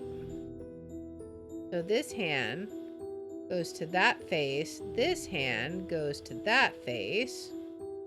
So this hand has to go here, I think, which means it's going to be 2. So this is 2. Well, I don't know. We're looking at the hands. So the hand would be pointing at 2. And then this one would go here, which is 5. So we could do 5, 2, 8, 4. And that was it. All right. You move the hands and all the clocks start to work. Mechanical cuckoos come out of them. The last clock, however, doesn't have a cuckoo. Instead, a small book falls out of the door. You take the book. Oh man, can we do anything with the book? No, it's still... We have 2 books now. I wonder what they'll be used for. What else can we look at? We still have that puzzle, and only 1 stamina, but I think only 1 thing to look at, right? That's got to be our portal out of here. Colored liquids leak from the overturned bottles, flowing into the interior of the soiled bathtub. You try to stand the bottles upright, but a sudden gust of wind causes them to drop again. You have the impression that the liquids will never stop spilling out of them. Okay.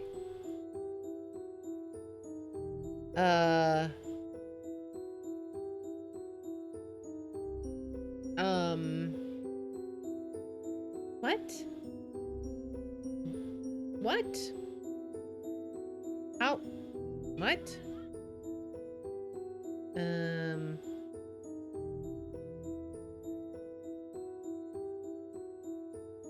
I'm confused. Is this like... What is this supposed to be? It almost looks like perfect squares, like 8 and 8, 7 and 7, but clearly that's not right. And there's nothing times 3 that's anything. How does that relate to the colors? Huh. I'm not sure. I think that is baffling. I'm looking at that and I'm looking at the way it's lined out on the paper, and I'm trying to look at this and see if somehow it's related. Is it adding colors? If so, what happens if we solve it? What is it expecting? I don't know. Could it be color mixing? Like, if so, what would we be even doing here? What? This is... What? What is this supposed to mean? I don't understand. We have numbers here, but how does that match over here? 1 and 1 is 2. Yes, I would agree. But then what? Okay, we have to hint this one. I can't even. I'm so confused. The floor has elements in common with the note on the tank. The floor has elements in common? Is it this? Maybe? What? Do we have more than just this? Am I blind? It's just these 2 things. What does it have in common? The only thing I see that could possibly be in common would be the tiles. But how does that relate? one and one is white. Maybe? I don't understand. Because this surely is not a grid. The only thing that is a grid is this, but well, if we look at it, we can see 16, 36, 64, maybe? I don't know. See, I'm just kind of guessing right now.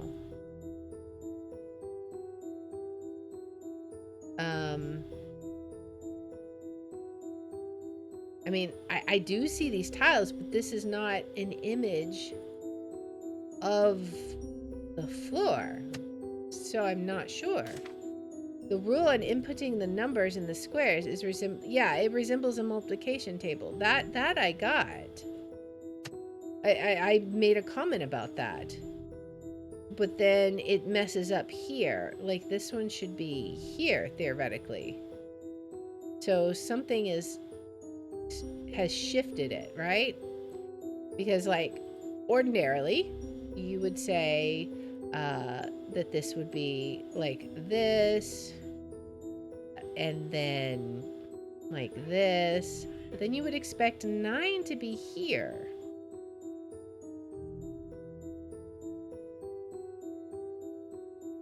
And so clearly something is off there. But why? What does it have in common? I don't understand this. What? Colored liquids leak from the overturned bottles, flowing into the interior of the soiled bathtub.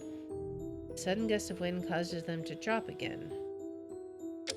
I don't understand. What is this? This is so weird. This is the weirdest puzzle. Orient the black square from the floor in regard to the one on the note and find the values on the squares with the proper colors in the order of the fluids from the bathtub.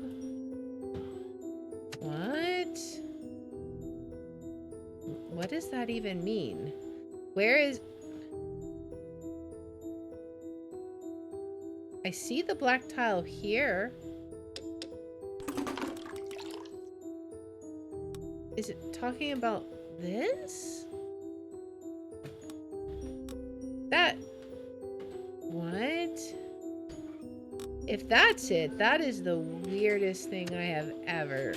The weirdest puzzle I've ever seen. That surely can't be it. Because normally what you have for a puzzle, everything is right here. There's no black square here, though.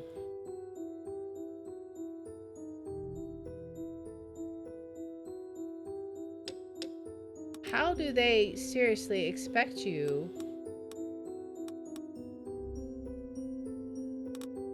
I mean, okay, so I see the colors, right? But, so, for example, okay, so the black squares here, 1, 2, so if you have two blank ones, and then that's like a 2. But see, I can't write on this screen. This seems like the worst puzzle ever. If this was my image, that would be fine. 1, 2, and then 2, 1. Maybe I don't have to multiply it. So maybe I just have to 1, 2, and that's a 2, and then green is 1. Is that what it's saying? Green is 1? Maybe? This is like a horrendous puzzle. And then up 2 and left 2 is blue. Up 2 and left 2, you can't do that. So what? I think this one we might just have to get the answer for, because the rule for placing the numbers is X times. That's great, but how does that relate to the floor? This is not a picture of the floor. This is a picture of the bathtub. I feel like this puzzle is missing one of its pieces, because there's no way that you should have to 9. Yeah, I don't even know how you would do that. That just doesn't make any sense to me. There's no way that you should have to figure that out from this. That seems like the world's worst puzzle ever. I kind of understand what they're saying, but short of having a screenshot and paint or something, how would you even do that? What they needed to have done is included this top-down view as a rotatable form as part of that puzzle, because otherwise it's just ridiculous. Let's move on from this one. We're in the final area now. The darkness subsides, and you immediately realize you found yourself in the attic. This time you're not alone. With horror, you notice two familiar figures chained to the wall, Jen and the doctor. At first, you try to walk to them. They are silent, but they roll their eyes as if they want to show you something. You follow their gaze. You see the gargoyles in both corners of the room. Okay, so they're tied up, and we gotta find something to untie them with. You walk to the doctor and your wife. Both are chained to the floor, silent but not gagged. You try to release them, but you don't have enough strength to break the chains. You have to find another way. So we gotta find an item. First, let's meditate. When you sense the vision coming, you immediately fall to the floor, and your thoughts feel like they are running away with you. You can't focus on anything. No vision comes, yet the stunning pain remains. You feel as if this world is completely absorbing you. Okay, so let's check here. This is where we can put the two dials we got. Looking at the mechanism on the wall, you notice it's missing a few elements. Some of the missing gears left only a shadow. Okay, so this one should be pretty quick to solve. I think we gotta line up the lines here and figure out which one goes where. So this one is pointing to 5. This is pointing to 8. I'm trying to remember how we solved this one. It was like 1, 2, 3. 1, 2, 3. 1, 2, 3. So either way, that's what it was. I don't know what the proper way to solve this. I'm actually we might look at the hints, because the way we did it is either way it's 3, and then we just did either or, right? For this one, 1, 2, 3, 4, 5, 6, 7, 8. 1, 2, 3, 4, 5, 6, 7, 8. There's actually not a number there. 1, 2, 3, 4, 5, 6, 7, 8. Or maybe it was this. It was either 8 or 5. And I think it was 8. So it ends up being like 5, 3, 8, 8, I think. Or 5, 3, 5, 8. I think those are the two options. But I want to look at the hints just so we can see what it was supposed to do, because I'm actually really curious. Place the cogs. Yes, we know. All the cogs have to be oriented in the same way. Read the numbers in the spots indicated by the arrows. Okay, so it literally didn't give any hints whatsoever because we did that. Maybe it's because this is a bigger one. And that's how you know. Like, this is a smaller one, so it goes in the smaller cogwheel. That might be how you know. All right. So, I feel like that's probably right. After placing the gears in the correct places, you turn them several times. The wall in front of you flashes as if someone was projecting a movie on it. The colorful figures change shapes and colors. You notice that you are looking at is the image of Lizzie's toy kaleidoscope. Okay, so was the key here? The chains entwine the table and cupboard so tightly there is no chance for you to even move them. There's a note with some symbols next to the padlock on the chains. Okay, so this one was a bit of an annoying puzzle. So we look at circles in D1, and it's these. 1, 2, 3, 4, 5, 6. This is the one where I did bad math on, guys. And then we look at squares in B2, which is 3. That is a plus sign. It is not a multiplication sign. Last time, I thought it was a I didn't think it was. My brain was like, it's a plus sign, so that means we multiply. All right, and then there's 2 triangles here, so that'll be 6, and 6 is 12. All right, not 36, as I said before, and got super confused. You enter the code, the lock opens, and all the chains immediately disappear. You slide the cabinet from under the table. Both pieces of furniture are still be useful to you. Okay. Do we have them? I don't know. I don't know what we do with those books. I'm curious. Okay. We have like +2. That's crazy. Let's look at the carpet. The carpet on the floor is decorated with colorful, incomprehensible symbols. Have you seen something similar before? Okay, so we need to unroll the other carpet. Is that here? The rolled carpet with embroidered symbols on the floor. And we need one more thing. What else do we need? Is it this? You notice some scratches on the door above it. It's too high for you to reach it with your hand. You look around for something to climb on.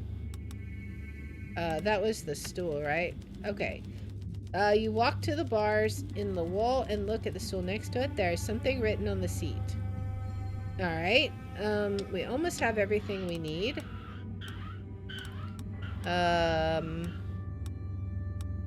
Let's do this one. Next to the safe with a colorful mechanism is a chair covered in cobwebs. You wipe it and notice something written on it. Okay. Did we do this one before? Oh, yeah, we did. But this is a different one, I think. Okay, but anyways, we need to line these up. So we got to rotate them so they look like numbers. And then we have to overlap them. Is it this way? It may be this way. Okay. So what would be the best way? We're looking at the green numbers. No, we're looking at the yellow numbers this time. Before we were looking at the green ones. This is going to be a different thing. Huh. Okay. Well, in that case, this looks like, how can we overlap these the best?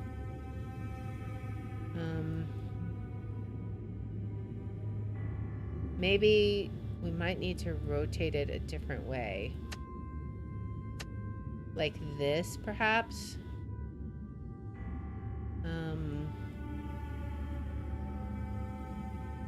Yeah, and then we probably need to make them all the same size. 20194.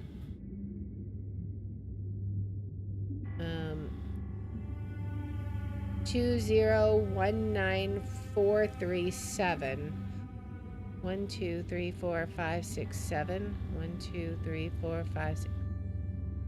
Maybe 2019. That's a 1. 437.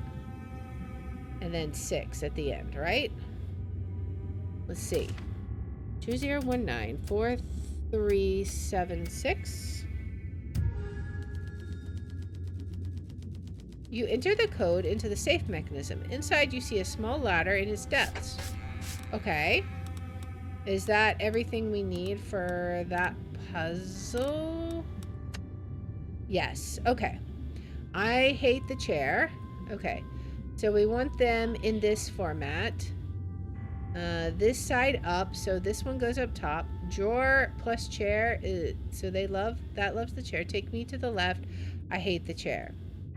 Okay. So we have it like this.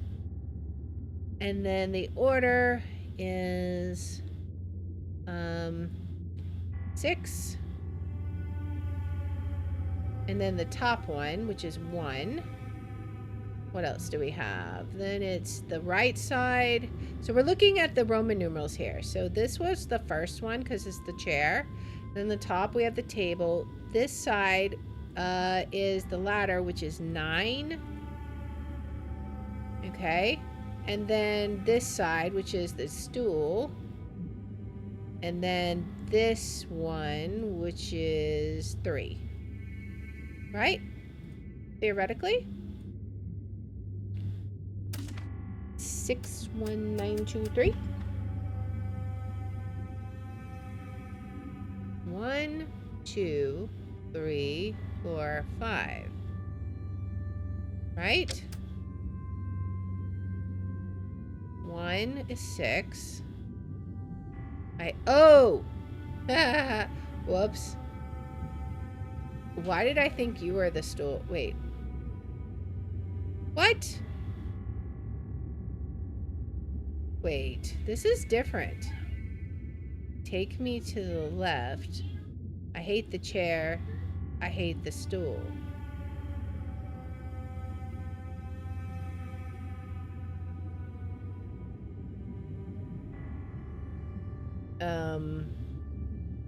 Oh. So it's got to go this way. Right?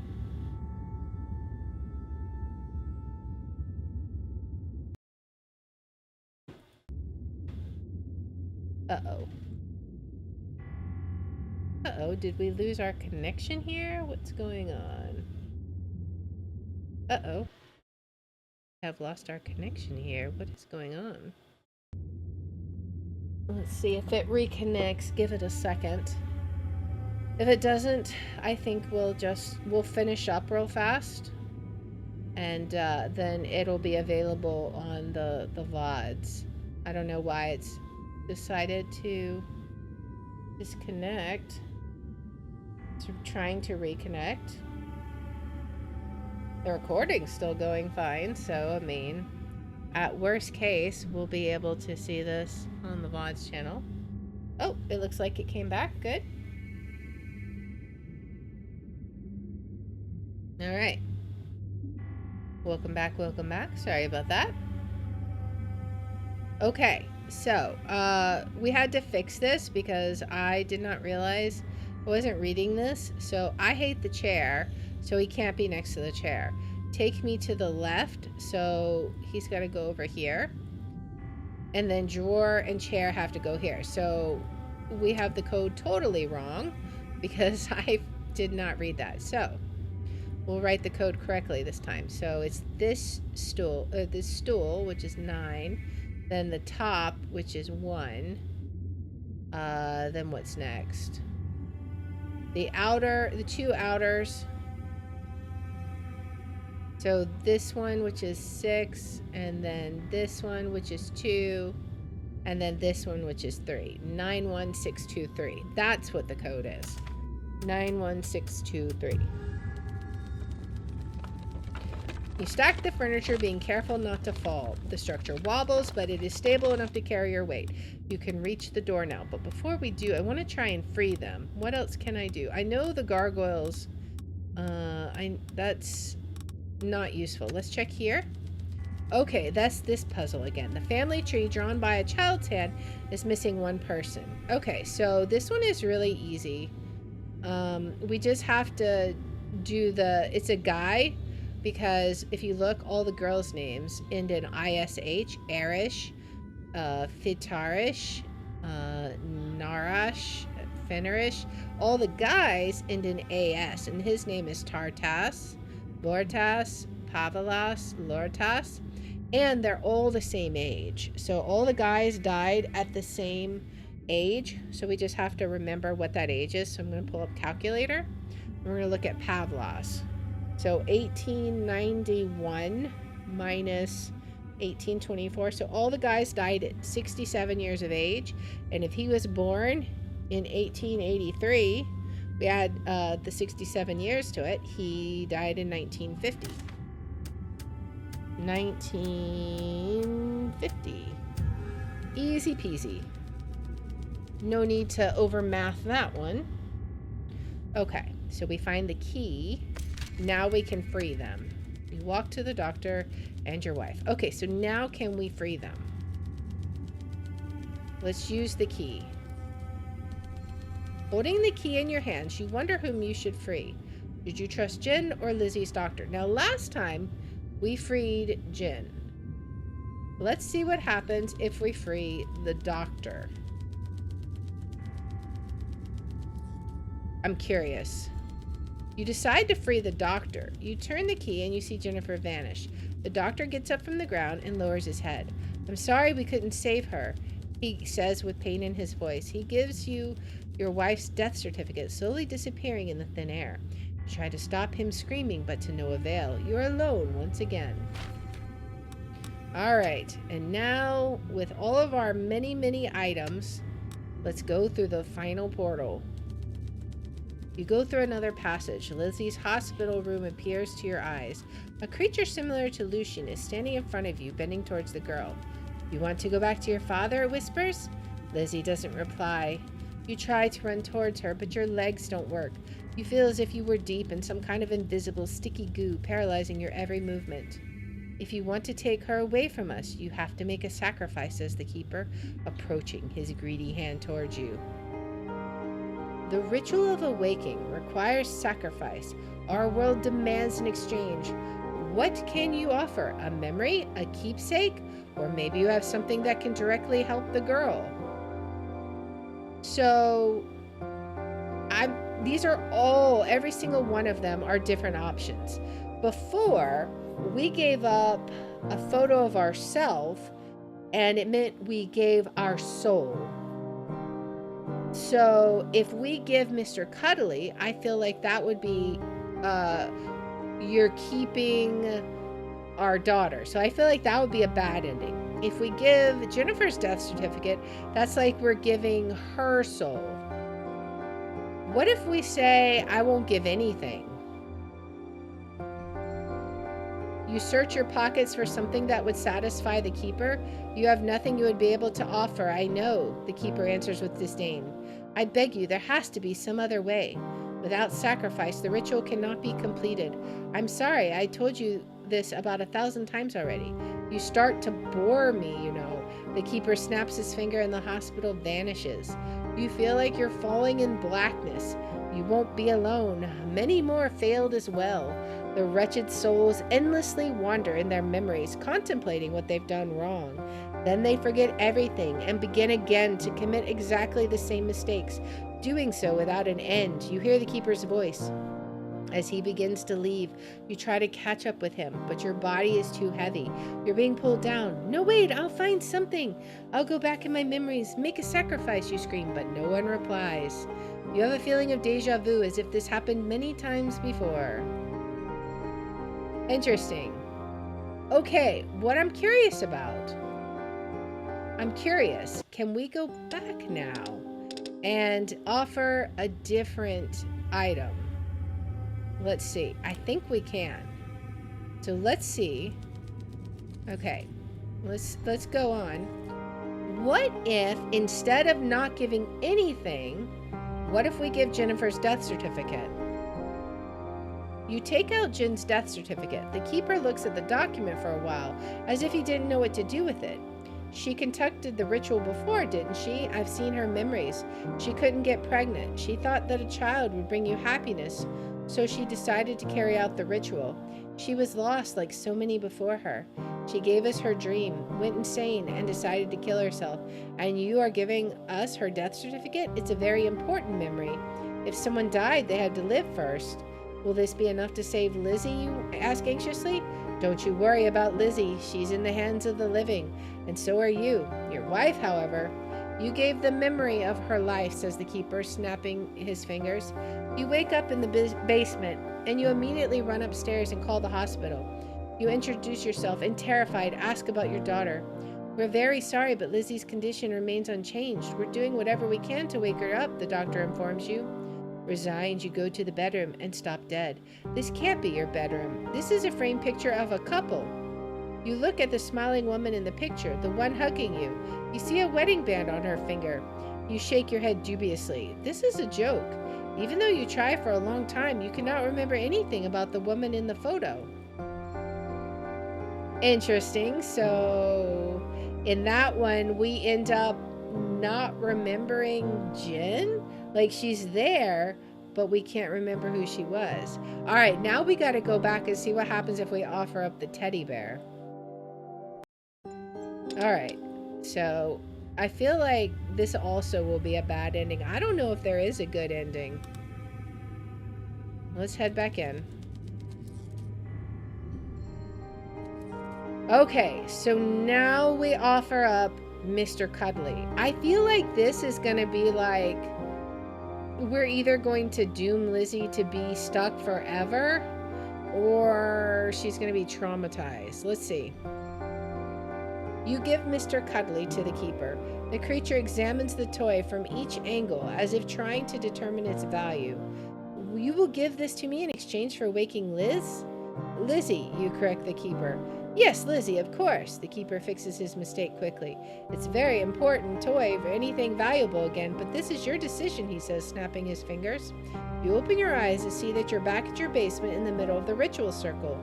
You immediately leave the hospital, You immediately leave to get to the hospital as soon as possible. You notice your daughter's room, and you notice her sitting awake on the edge of the bed. You run to her and grab her in your arms. You look straight in her eyes. You've never seen her so happy. You saved me. I remember everything, Daddy. I know what happened. You look at her disoriented. What exactly do you mean, honey? Everything, Mom. You and what you had to go through. Everything. Even you giving away Mr. Cuddly. The words are escaping you. You don't know what to say and how to react to all of this, but your daughter's not done. Dad, I'm safe, but we have to go back for Mom. Oh man. So maybe that's the ultimate ending, is saving not only the mom, but not only Lizzie, but also Jen.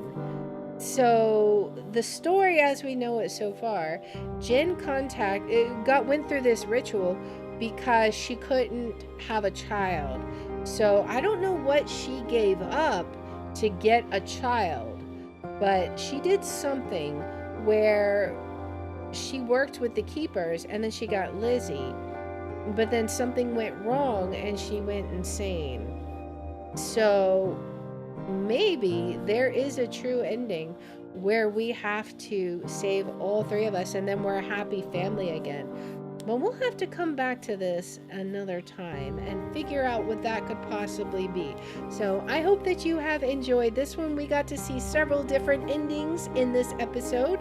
I don't know that any of them is the actual happy ever after ending, but we will definitely come back and explore this again in another episode. So if you like this kind of content, please make sure to like, subscribe, follow, share, all that good stuff. If you want to watch live, we're on Twitch at twitch.tv/Liara27. I have my schedule posted in the about and in the description, and if you want to see which games we're playing each day, I post them on x.com/Liara27. And I hope you join me in the next one. Until then, guys, bye. Alright, let's go back to the menu. Alright, that was definitely a cool game, but that is going to be it for today for us, guys. Man, that was a long one. I ran extra long, but I hope you guys liked that one. We are going to see who we can raid. Now, we will be back here tomorrow, 7:30 p.m. Central. We are going to be playing a brand new game of Don't Starve Together with Night Flurry, and Math is going to join the team. So we've never played it with him before. So it's going to be interesting seeing what he will bring to the group. So I'm excited to see. Right now, I'm trying to see who we can raid. Let's see. Who is on? I see several people on. Just trying to see who we want to visit.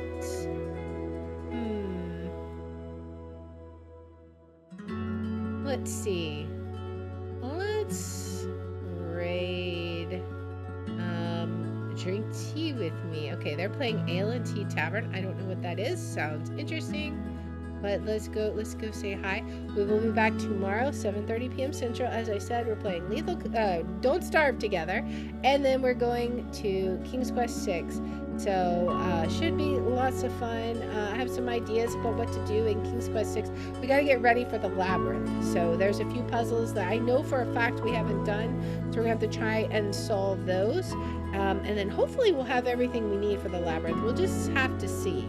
but it's going to be a lot of fun. Thank you everybody for hanging out today. If you are watching on YouTube or Rumble, thank you so much also, and I appreciate everybody. And I will see you guys all in the next one. I'll see you all tomorrow. Until then, guys, bye.